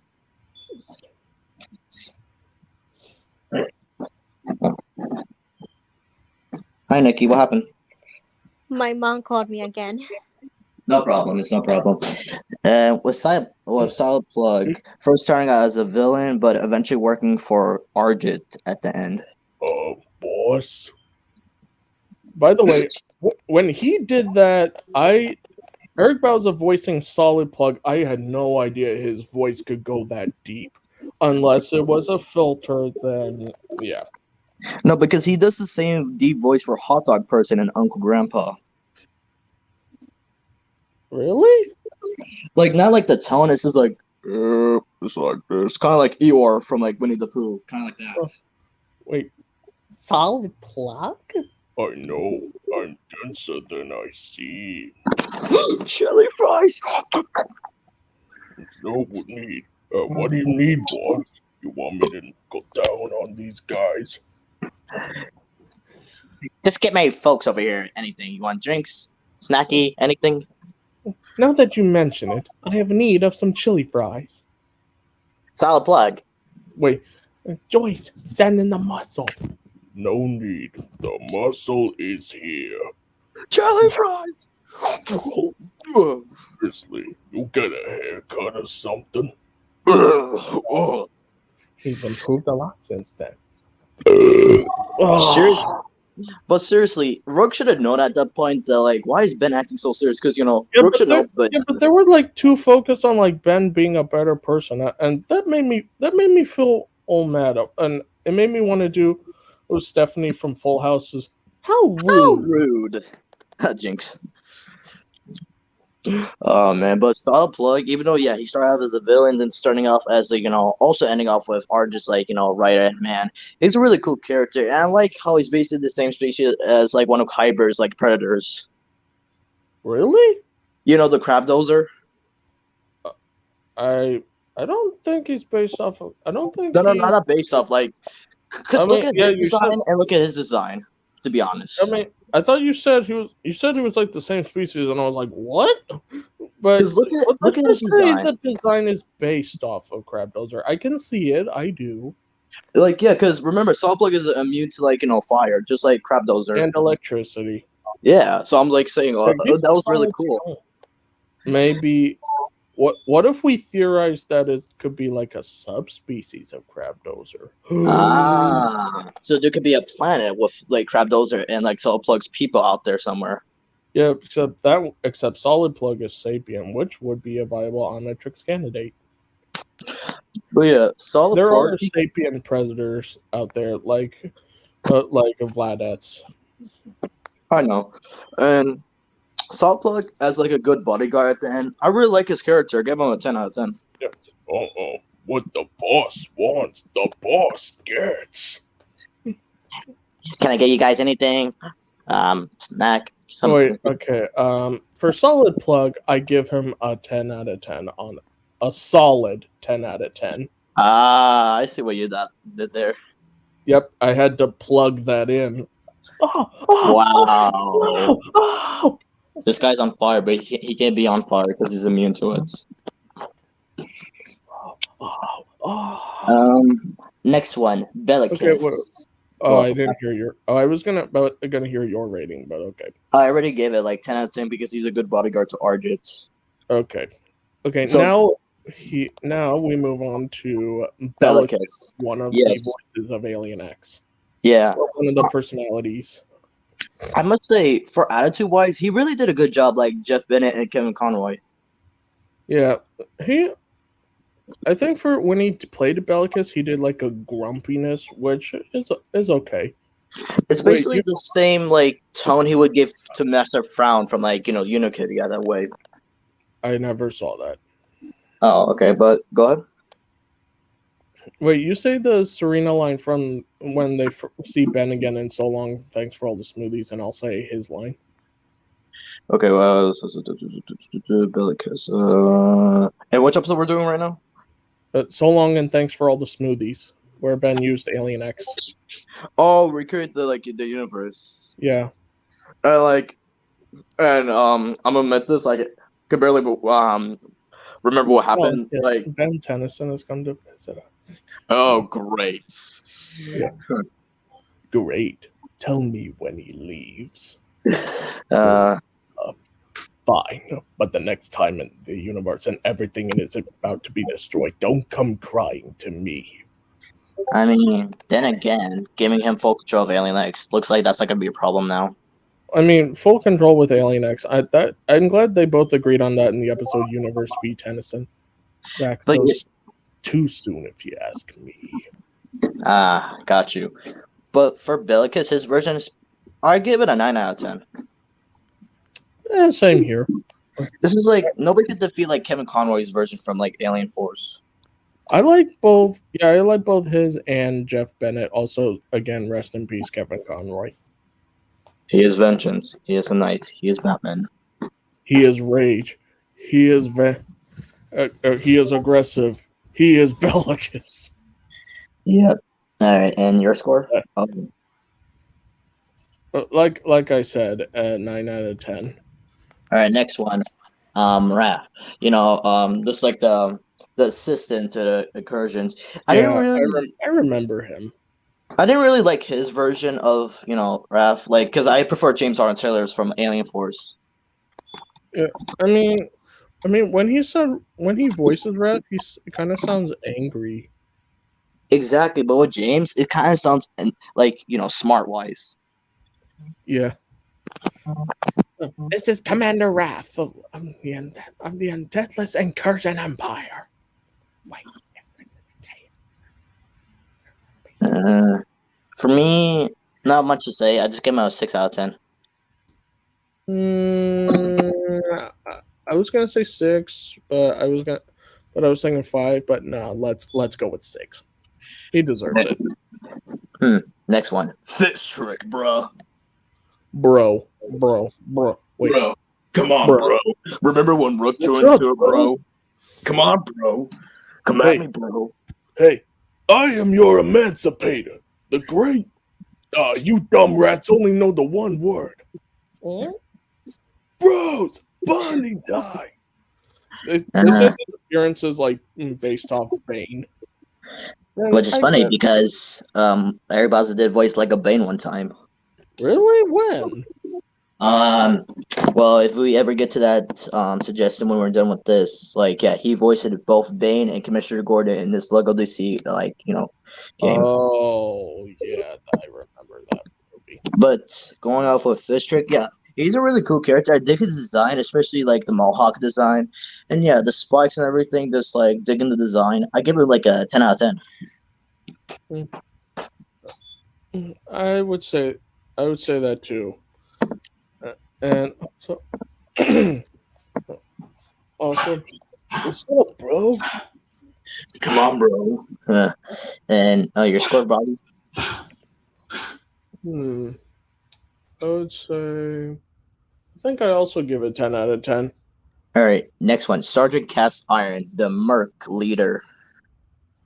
Yeah, like I said, I recently saw it in Tommy Trouble, and he did good. He did a good performance of him. Yeah, I especially like how Kevin played the Perk leader. Yeah, Sergeant Cookmeister. Yeah, but with Cassar, he did get the attitude down, just like how he did it with Bellicus. I really liked it. I gave it like a 9 out of 10. Stay frosty, Mercs. Mm. Frosty. I like how they're referencing The Simpsons the whole time because of Homer Simpson. Yeah, that is so funny. Piece of cake. Cake. Don't worry, Jet Ray's got it covered. Or be chill, I guess. Computer, set a reminder to review Earth grammar. I may not fully understand the pronoun we. But your score? I give it a delicious 10 out of 10. Just the icing on the cake. That was very ice of you. How dare you? A little cherry on top. Ooh, cherry. Nice. All right, next one, Jerry the mustache. Yeah, I like Mustache. He's quirky and clever. Remember his first voice? Oh, come on. This guy, he can barely do anything. And then Jerry gets offended. Yeah, I was like, uh-oh. But I did like... No, go ahead. Yeah, if David K. if they decided to voice David K. at that time, then we would be able to hear. He might, after what he would say, and then look at Jerry, he would say, "My apologies, good sir." Yeah, mustache. This is my handsome Harry. I like how you gave it a Harry impression. Sir, you leave me no choice but to pummel you. Ella, quite close there.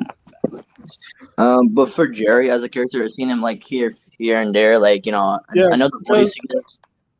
Yeah, because after the in the Rooter of All Evils, we finally get to hear him speak, and then later on, we get to hear him speak some more, to make up for it.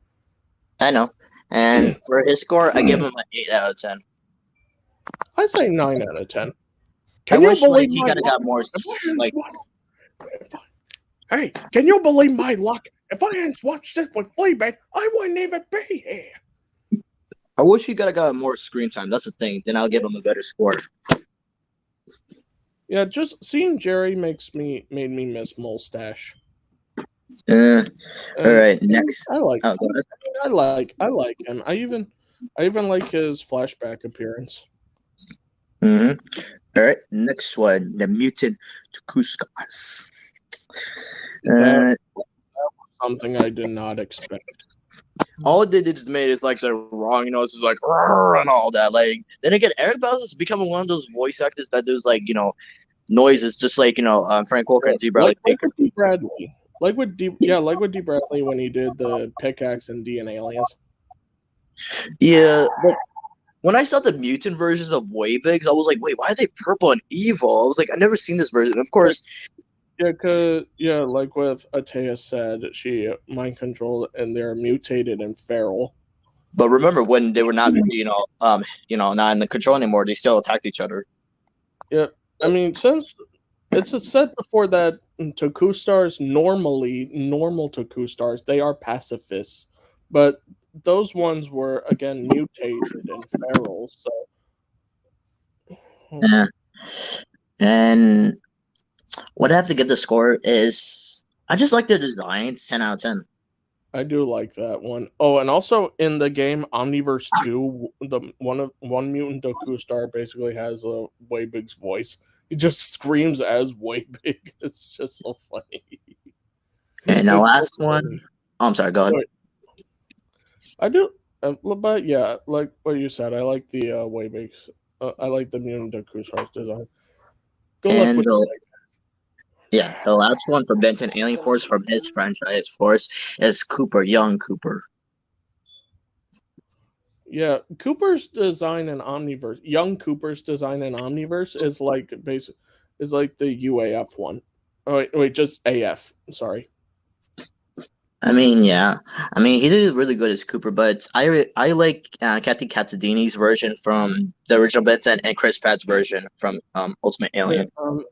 wait, have you ever thought that when Eric Bauza played Cooper, it sounded similar to the one from Alien Force? Yeah, and to find out the voice actor that played him in Alien Force was actually a YouTuber, like they really know much about him. Oh, Yeah. that's cool. Yeah, but what I was really surprised because years ago when I found out that Chris Pratt voiced it like adult Cooper, I was like, wow. Well, Stop. not adult. He had a growth spurt. You might say, yeah, but I think what that's didn't that shock you too? Like Chris Pratt voicing him? I mean, I heard Chris Pratt as Emmett, and I think that was the first time I heard him. So then, okay, I know this sounds like I'm going off track, but I just want to say when he played Cooper, I was like, wow, really cool. Cooper just grew up. Like he just legit looks like Kevin. He purposely made himself look like Kevin because you know how much Gwen loves him. Gwen, is that you? Of course, I hope you did. Yeah. I had a growth spurt. We could tell. Wow. Hi, Gwen. Always nice to, help out. Nice move, eh? And of course. And Romeo. What were your thoughts when Cooper and Michael worked together to make that thing for Kevin to turn back into human? I mean, Cooper, he's the most reliable one of the team. But Ben, I'm glad Ben already figured out Darkstar's plan and then told Cooper to make a failsafe. Yeah, Cooper is a smart boy, young and even I'm sad we never got to hear about his origins, though. I mean, when Cervantes said Osmosian is a human with a unique ability, I was like, does that mean Cooper's one too? I mean, then again, when you mentioned that, I think maybe that's just a theory, though. But that's just a theory. We'll find out in the next episode of Dragon Ball Z, everybody. Good night. A film theory. Thanks for watching. Overall, Cooper, including all of his characters, 10 out of 10 for Cooper, and this is the franchise itself from Eric Bauzas' point of view, 1,000.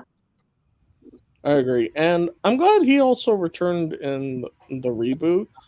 Yeah, he played Gusto. Only in his first appearance, and Master Hideki in the episode Don't Touch. Mm-hmm. Yep. He does. Wait, when he speaks like that, when he was like Hideki, it kind of has a Steve Bloom similarity. Kind of does. All right. Welcome, masters far and wide, to the Samurai Experience Museum. I am your calligraphy master, Hideki. All right. Next one, finally. Fresh, you still there? Oh yeah, I'm here. Okay, so you mind explaining this one? Iron Spider from Ultimate Spider-Man. Oh yeah, he played Amadeus Cho. Mm-hmm. Well, I remember that. I remember. Thanks for bringing. I'm sorry, Fresh. I just no. I mean, seriously. I don't really I only saw a little bit of a clip. I don't really know much about this version of Iron Spider that much. Oh, okay, but Bobby, would you like to explain that? Me? Okay. Well, Nick Fury deemed Amadeus Cho worthy of being the Iron Spider because since he's the 7th most smartest kid on the planet, he's a good kid, but sadly Peter doubted him the first time. But after through some trial and error on the battlefield, and when he was, excuse me, and when they got ambushed by Taskmaster, he proved himself worthy to Peter. Mm-hmm. And yeah, finding out there was an other version of Spider-Man, but this Iron Spider. But I think he was a really good character in the Ultimate Spider-Man show. He really did. Yeah. And for him, even though I didn't see that much, I give him a 9 out of 10. I saw like all of Ultimate Spider-Man. Consider you lucky. Yeah, I love it, honestly. It's can I be honest? It's like my favorite Spider-Man series. I mean, there are other ones that are still good, but Ultimate Spider-Man will always be my favorite. It's the one that I watch the most. I see. And we call first. Do you have a score? I mean, like, in this case, I'll give it 9. All right, got you. All right, another That's surprising one. Oh, go ahead. No, I said that's good. All right, another surprising one. Like, even though he was not the original voice, but Scorpion, because in Ultimate Yeah, like- Spider-Man, he was originally voiced by like- Dante Bosco. Yeah, Donald Busker. That is he is such a good voice actor too. But with Eric Bauzas' Well, version the of viewers to remind him he was Zuko. Zuko, Jake Long, he was a child actor as well. Come on, man. Also Tuck and Generator Rex. He was, and he was also in the Goofy movie where he played that nerd. Oh, I didn't know that. Yo, Stacy, talk to me, baby. Good memories. But with his version of Scorpion, like, trying to like copy the voice Dante did for Scorpion, he did really good. And Scorpion, like, yeah, he could be like, of course he's a villain, but he just really went like very bad when he turned. What was it? What was his name? What's that Bones character's name? Like, that this guy. What was it? Crush Bones or something? Crossbones? Yeah. He turned him into a lizard. Oh yeah. Crossbones. He's a mercenary. Yeah, but with Scorpion, I'll give him an 8 out of 10. I'd say a 9. I say he did a good job. He did. All right. Here's one that Fresh could actually explain. Ernesto from Gravity Falls. Oh, yeah. So yeah, in the episode where let's see, I guess it's the one where like Mabel refuses to grow up and she creates this imagination land, so to speak. Mabel. Well, yes. Like I'm just saying in my own version, I do know it is. I'm just. I know. I just wanted to help you. I'm sorry.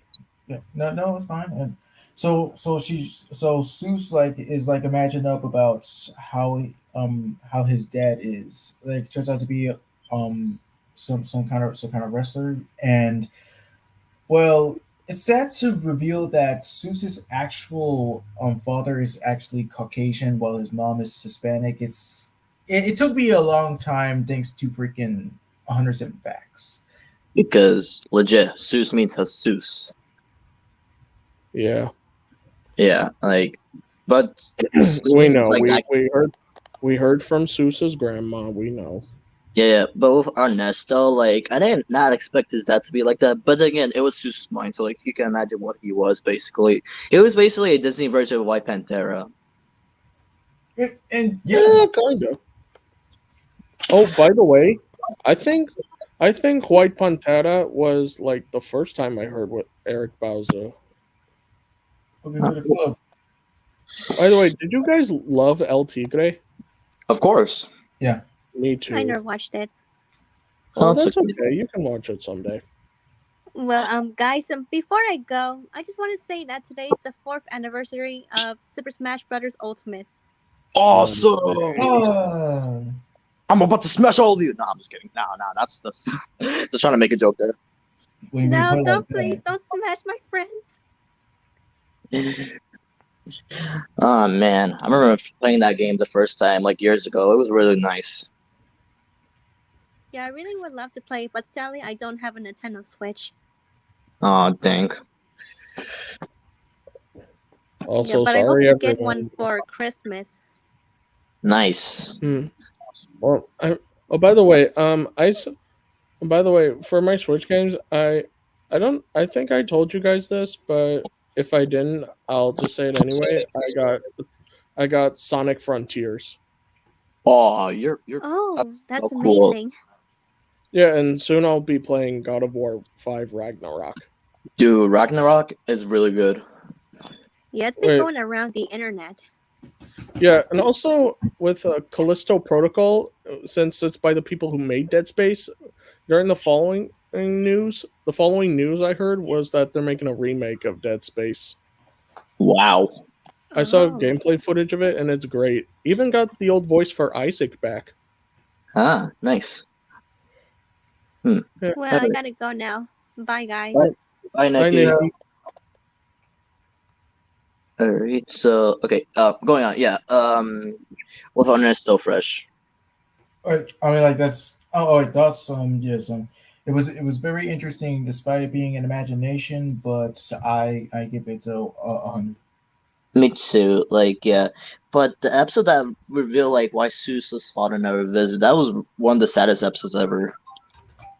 Yes. Yeah, it was. But I'm glad Seuss realized that he has Dipper and Mabel, But and hey, the Pines, the rest of the Pines family. but hey, who needs like his dad? Like he got Uncle Stan. Remember the first time they met? Yeah, he instantly hired him. You hired because he fired W. Durlin.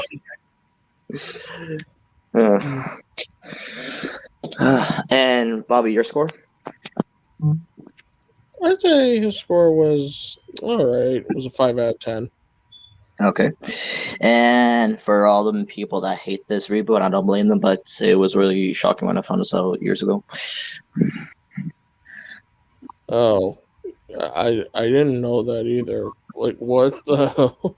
So basically, with Second Santa, I think, wait. We can just say that just Teen Titans. That's why I put it, like, because it's bullshit.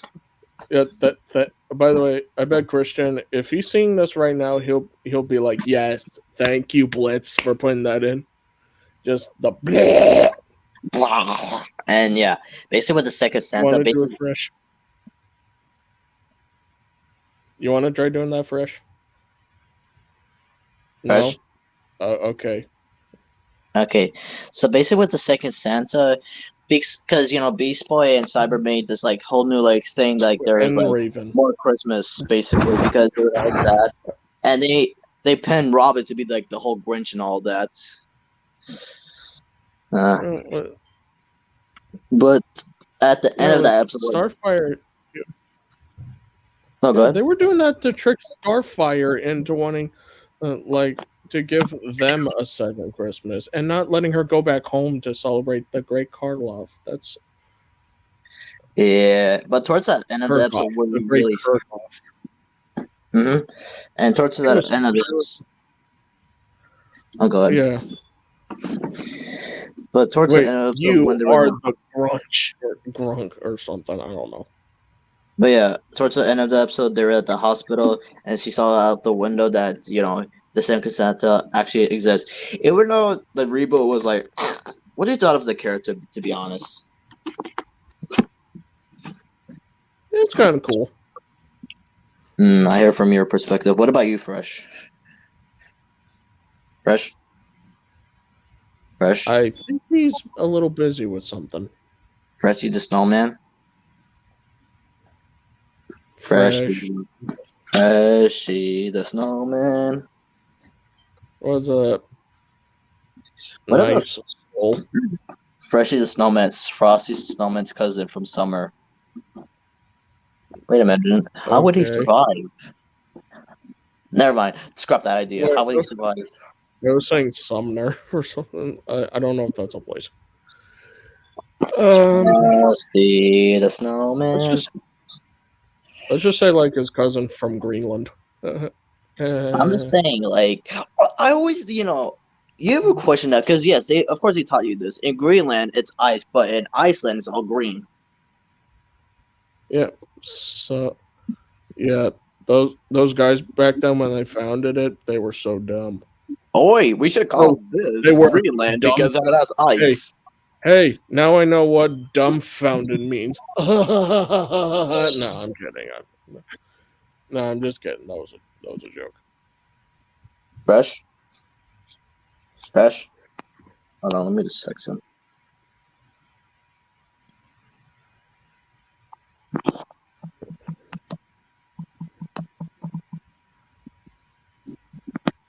Hey, Blitz. What? I'm so dumbfounded that they were so dumb to name the places they found. No, okay, that was not good. Fresh, you there? Fresh? I think he's a little busy at the moment. Hello, it's me. While he's doing that. Oh, God, what are you doing? Hello, it's me. Wait,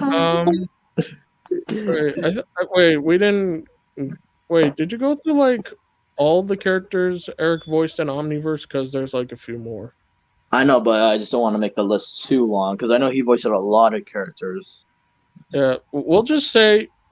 Can I just say the names that he also voiced?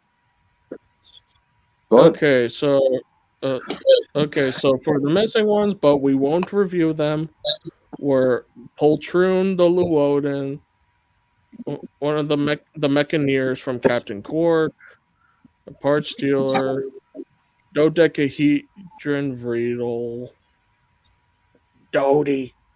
That's my pretty boy. You see that boy? That's my pretty boy. Dodie! But that's only in the episode Vreedlemania and one of Fistrix's thugs and the Computron's minions.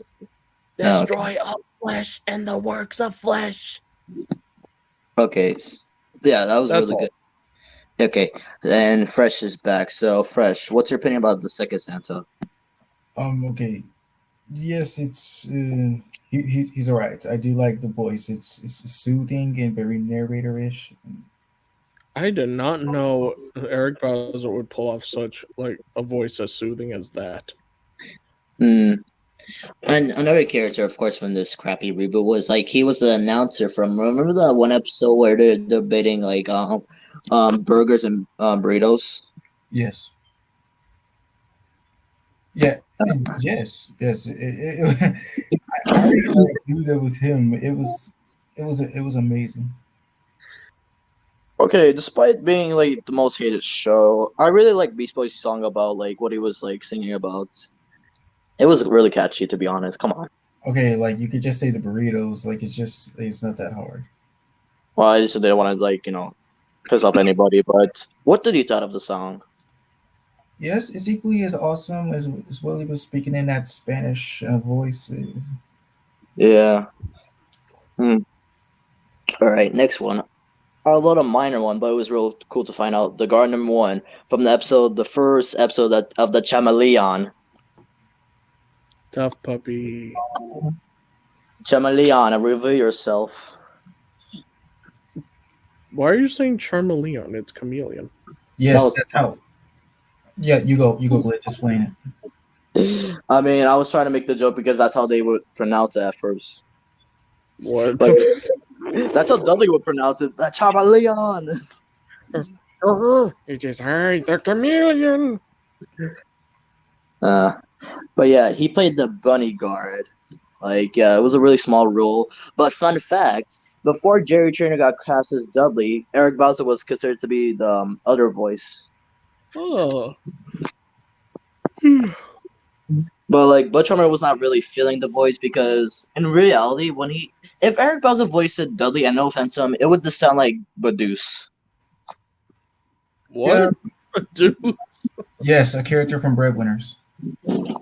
Oh wait, I saw Breadwinners, but not much of it. Consider you being one of the lucky ones. Let's see, another good one. But first, did you already knew about this?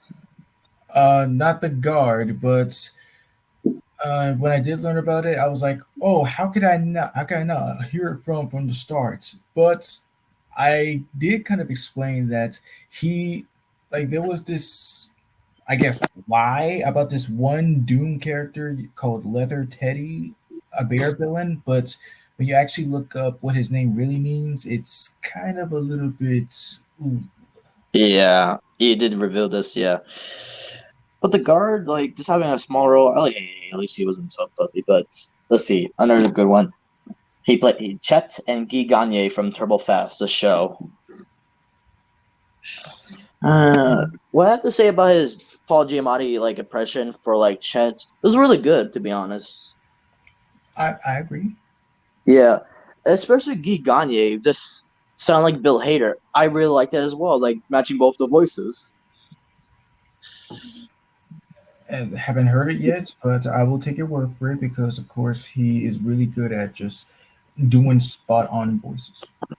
Yeah. One from my side, Pal Dumb, like from Mixos. Basically, he was just a horse character of like one of the Mixo tribes. I was really surprised that was Eric Bauzas just making the horse noises the whole time.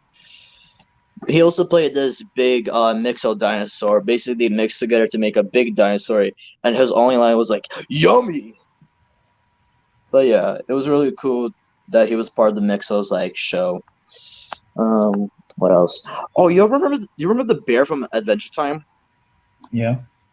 Bro, what were your first thoughts about those the episode? All right. Well, at first I was like, well, there's no way that he did, even if it was sound effects. But I saw a little bit of the episode and made me kind of feel uncomfortable. But now I say uncomfortable, I mean like, of course, one of these episodes where a character starts copying another one and decides to be them, and it's a big emotional blowout, and it's not good for me to see. And when I saw this episode as a kid, I was like, why is this bear trying to be Finn for crying out loud? But just just hearing it talk, I was like, wow. It kind of reminds me of that episode of Regular Show with Doug. Oh yeah. Yeah. With Doug, remember the guy Rippy hired? Yeah, voiced by Roger Craig Smith. Doug, this is not funny. What finally becoming somebody? Besides, I'm more Rigby than you ever were. Rigby, what? Whoa. I'm Rigby. Now I'm Rigby. Can you tell the difference? Wait. No. Yeah, I can't tell who's who. He's and I just like how more kind of fastly realized that was a fake Rippy because they never give hugs to each other. No, he knew it already, but he wanted to like mess with him. Plus, the real Rigby would never hug me. You remember that it was sick. That was a good episode. Man. Alright, talk about bears. He got the pleasure of playing Boo Boo Bear and Ranger Smith for an ad. I never saw this. Yeah, and when I heard the voices, not the commercial itself, though, it was really spot on, I must say.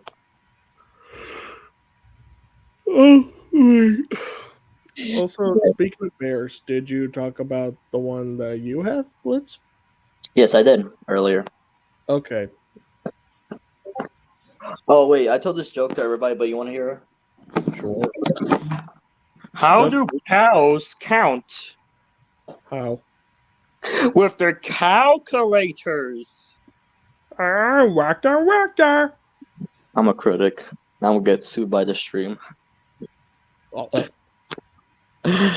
I'm sorry, Fred. I just wanted to hear it, man. No. I was like, I made that joke earlier saying that I'll get sued to this stream, but it doesn't matter anymore. Oh, crap. I mean, we're just making like jokes or something. It's not been too serious. But has anybody seen his version of the Tricks Rabbits? I don't think so. It's the one with also it has Kevin Michael Richardson in it as well as like what was it? What's that wolf's name from the cookie like cereal? Yeah, I think it is literally just. Oh wait, yeah, it's a Chip. Yeah, Chip the Wolf, Cookie Crisp. Oh, Cookie Crisp, that was a good cereal. Cookies for breakfast. A Cookie Crisp. Remember that one SML video where like they had 3 wishes and Gina was like to make everything cookies? Goddamn. Literally Cookie Monster's witch. Make everything cookie. Oh, no. Hey, put the cookie down. Put the cookie down. Lol. Wait, Arnold Schwarzenegger as Cookie Monster. That'd be hilarious. We want like cookies. Cookies. Cookie. Hasta la vista. I even did that with my dog, and she liked it. Oh yeah, and sorry about your dog. It's okay. I still miss her. Yeah. Also, wait, when during Thanksgiving break, my sister-in-law came by and she showed me, and she brought her dog, and she was just like Cookie. Well, It's really not nice. well. Her behavior, honestly, it was so cute. She even licked my face. Did you give her a Scooby snack? Yeah. Scooby snack. And lucky enough, he actually got to play another serial mascot, Lucky the Leprechaun. Yeah, I saw this in the comments, and I was like, "What the hell? When did that happen?" Yeah, it surprised me too. I was like, if we did the Tricks Rabbit and then Lucky, like this guy's really lucky, despite the name. He's still voicing currently? No, he voiced them like here and there, but Daniel Ross, who currently voices now, like he's still voicing them. Because I was like, wait, Eric Bauza can do an Irish accent? Hey, it can remind you of that one Mad skit from Mad. Like, you remember his like brother Bertram? Yeah. I make the brown parts of the cereal. I make the brown parts of the cereal. Oh, it's all good, really, but everybody loves Happy. It's not even a real name, you know. It's Arnold. Yeah, Arnold. Look, he comes back with an Arnold Schwarzenegger impression. Well, I ain't letting you get my lucky charms. Quick, get to the chopper! Ah! Yo, Arnold, if you see this, sponsor me, please. I'll make you into a live-action Jorgo Von Strangle one day. We'll see. I think he did. I feel like he did. Or no, he didn't. Somebody else. No, that was somebody else. But it would be cool if Arnold played like a live-action Jorgen. I'm glad Darren Norris did like his voice and as an homage to it, but then later on made it like his own. But it still felt like that to us. Yeah, Jordan's voice over the years, like this chase, like yes, put it down, yeah, and then Joe, just like that. Wanda. Just gonna love the range. Okay, so we're just gonna talk about a few more, then we'll end the stream from here. I put this choice for Christian, but since he's not here, you ever heard of this Bane voice before? Yeah. I saw. Wait. Wait. Also, Blitz. It's Gotham City Breakout, not Breakdown. Oh, I'm sorry because I was like typing really fast because I was going to be on the voice actors while everybody was talking at the time. Okay. But yeah. So opinions about his version of Bane. All right. His version this. Yeah, it's kind of like taking his White Pantera voice and deepen it down. That's all I can say. You want to try giving a sample? I mean, really, it's just White Pantera's voice, but deepened down a little bit. Not really like down, just kind of like, when you're kind of like raising that little limit of pitch in a voice. Either you want it high pitched or low. I get it. It's kind of like the same voice, like kind of like he gives to Ernesto or Puss in Boots. That too. I'm mostly used to hearing like Fred Tatasciore as Bane, but I think it's been like a long time since I heard it. Since I saw it. I know, yeah, Fred's a good voice for Bane, but come on, let's go with the classics. Tom Hardy. I am Tom Hardy. I use both types of venom. The one spewing in my veins and the one inside me. Guys, write that down. He just said he's made of venom. Let's make him Venom in the future. God damn it. I'm imbuing venom into venom. Oh, you didn't think about that, did you, Marvel and DC? The crossover you never expected. Oh, shit. It's a red one. Oh, shit. Wait, oh my god, wait, Bane and Carnage. Jeez, that would be a monstrous fusion. But goddamn, wait, why did you just go back? It's one of them. It's one of them. Oh, you remember that guy? What was it? Eddie Brock's boss. You remember that guy? Yeah. You saw like what happened to him. Like you saw how his eyes went, right? Yeah. Bro, legit. That's like I think that's like the plot for Venom 3. Shit. Bro, just think about it, because legit, Venom went back to his universe, because of course we could have get in like a fight with him and Tom Holland's like, Spider-Man, but no, because Sony wants to be a bitch right now.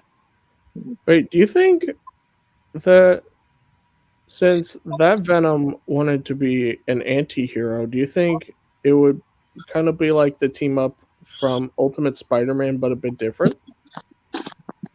That would be interesting. Like, what are your thoughts, Fresh? About this whole thing?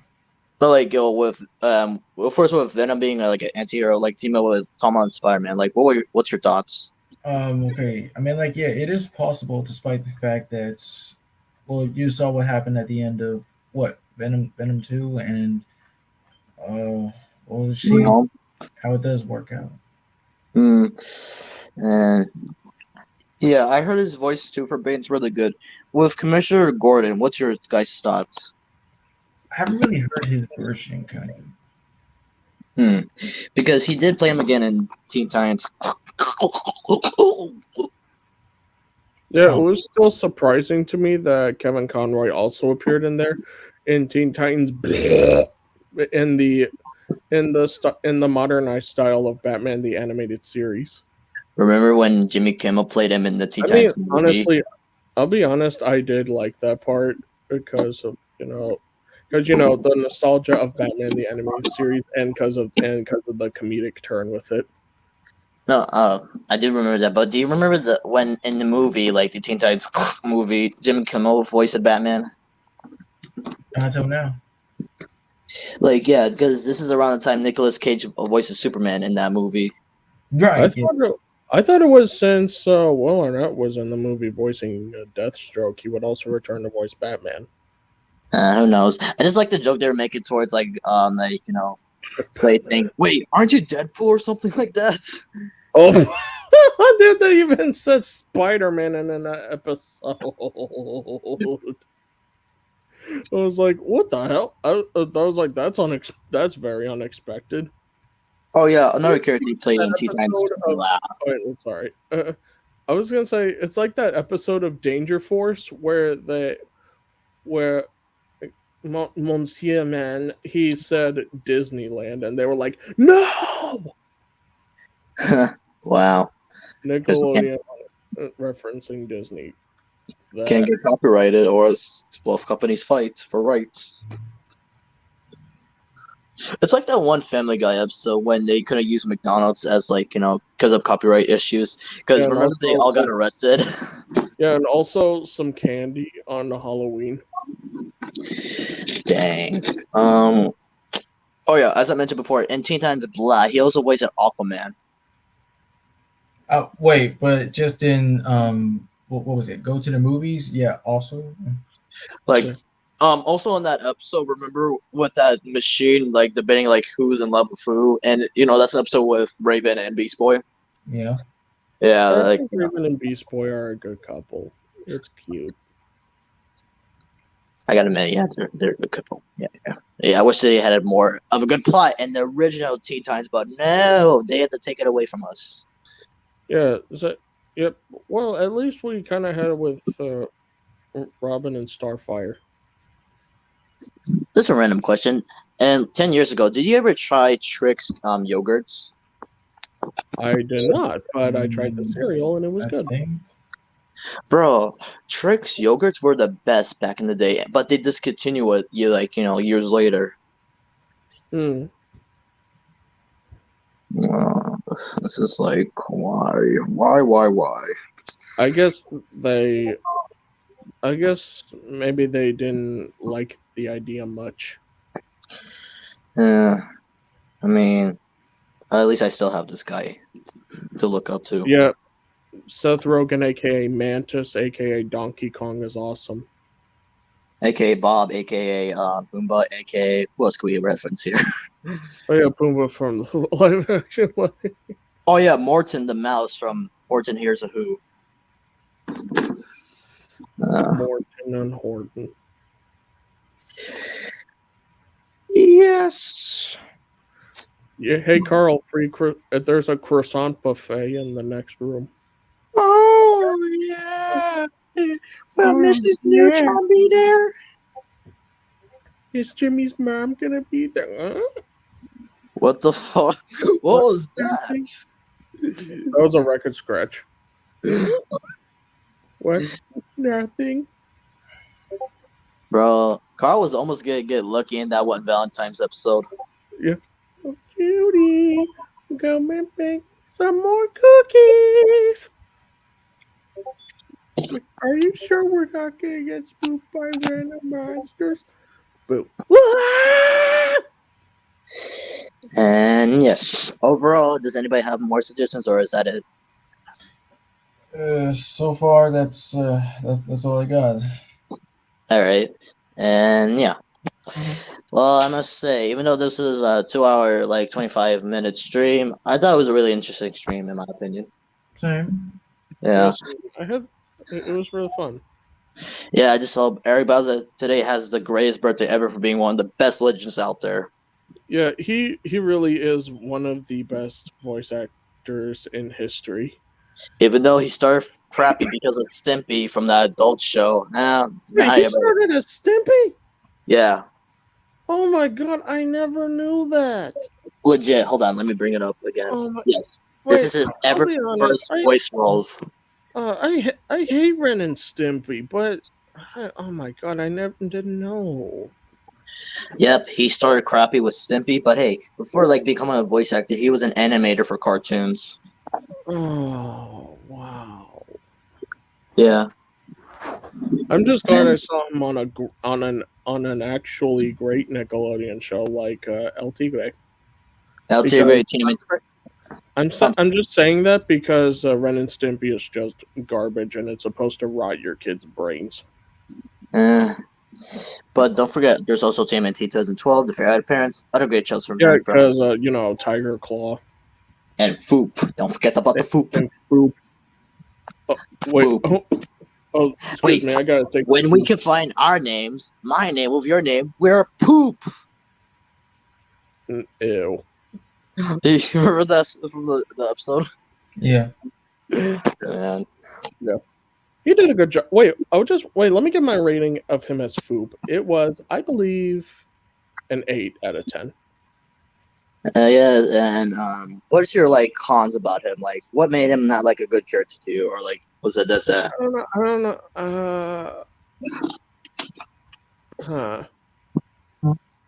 I'm not really sure. I don't know. I think I liked that he was he had mostly tantrums and was always so whiny. I mean, he is a baby, but also it was kind of funny that he had not only to have the evil mustache and goatee.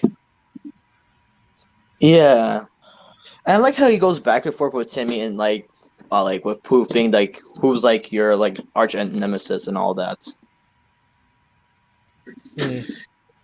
Because now, ever since in the show ended in 2017, with the remaining of their group, with Crocker, Dark Laser, and Foop, of course now they're targeting Timmy at that point. I remember that it was, and also how he played a role in Timmy's Secret Wish. Yes. Wait. Also the CGI version of him in Fairly Odd Summer. Yes, he did, man. And the Secret Wish, just trying to ruin Timmy's reputation. But wait, he made a secret wish. What was the wish? Wait, yeah, I remember this. It was to stay 10 forever. What? I wish that nobody would age. When did you make this wish? 50 years ago. 50 years ago.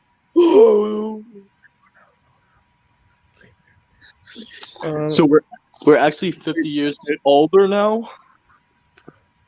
Wait, did you actually discuss Foop before? Dude, Yes, we did. we did. Like that was like the first character I put because that's one of his like main characters that he voiced. Okay, cut. I'm seeing in the comments with Foop and Tiger Claw. And wait. TMNT done versus Ref? What is that? I never saw It's a this. short. It's a short. Basically, it was the animation was the Invaders Zim animation because it was created by Invaders Zim's creator, and this is Don versus Raph. Basically, he played Donatello, and Raphael was played by Adam Devine, the voice of Pete Steve from Uncle Grandpa. Yeah, I was thinking for Eric Bauzas and Uncle Grandpa. I thought it was like Pizza Steve and Belly Bag. That's what I said earlier, didn't I not say that? Yeah. Oh wow! He also played Leonardo in Batman versus TMNT. Okay. This guy is cool. The TMNT Various franchise. roles on Looney Tunes like Bugs. Okay, I did not know he played Master Frown from Unikitty. DC Super Friends. Okay. I was just like going through the list. No problem. All right. I think that's about everything.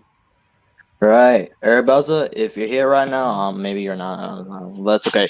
But hope you have a fantastic birthday. But in case, but just in case, if he happens to stumble upon this someday, we hope we want to wish him. Sorry, let me start again. We want to give him like so much gratitude and lots of thanks for being truly one of the best voice actors ever, and for making and for becoming some of our favorite characters and enjoying them more. Mm-hmm. Amen to that, brother. Like, yes. Hope you have And a also, spectacular. Yeah. Since it's his birthday today, happy birthday to him. Yes. And I'm gonna say what I commented to you, Blitz, today. Tonight we shall have a big feast with all of Merc and Pork Gourmands and Orictinis, aka Upchucks and Eatles.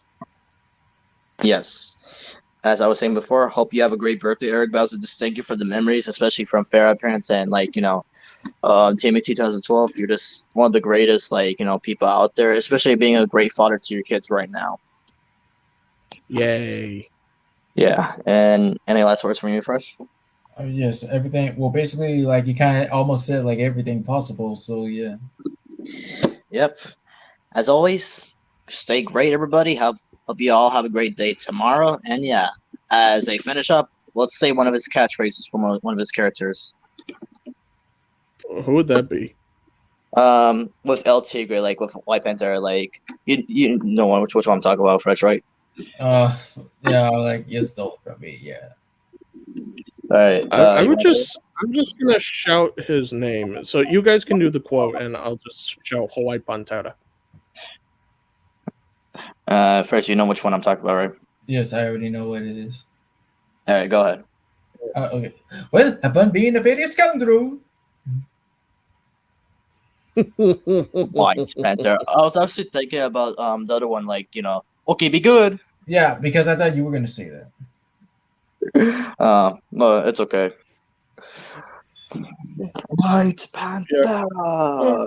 Okay, be good. White Pantera. All right. Hope you have a good day. Good night. Good night.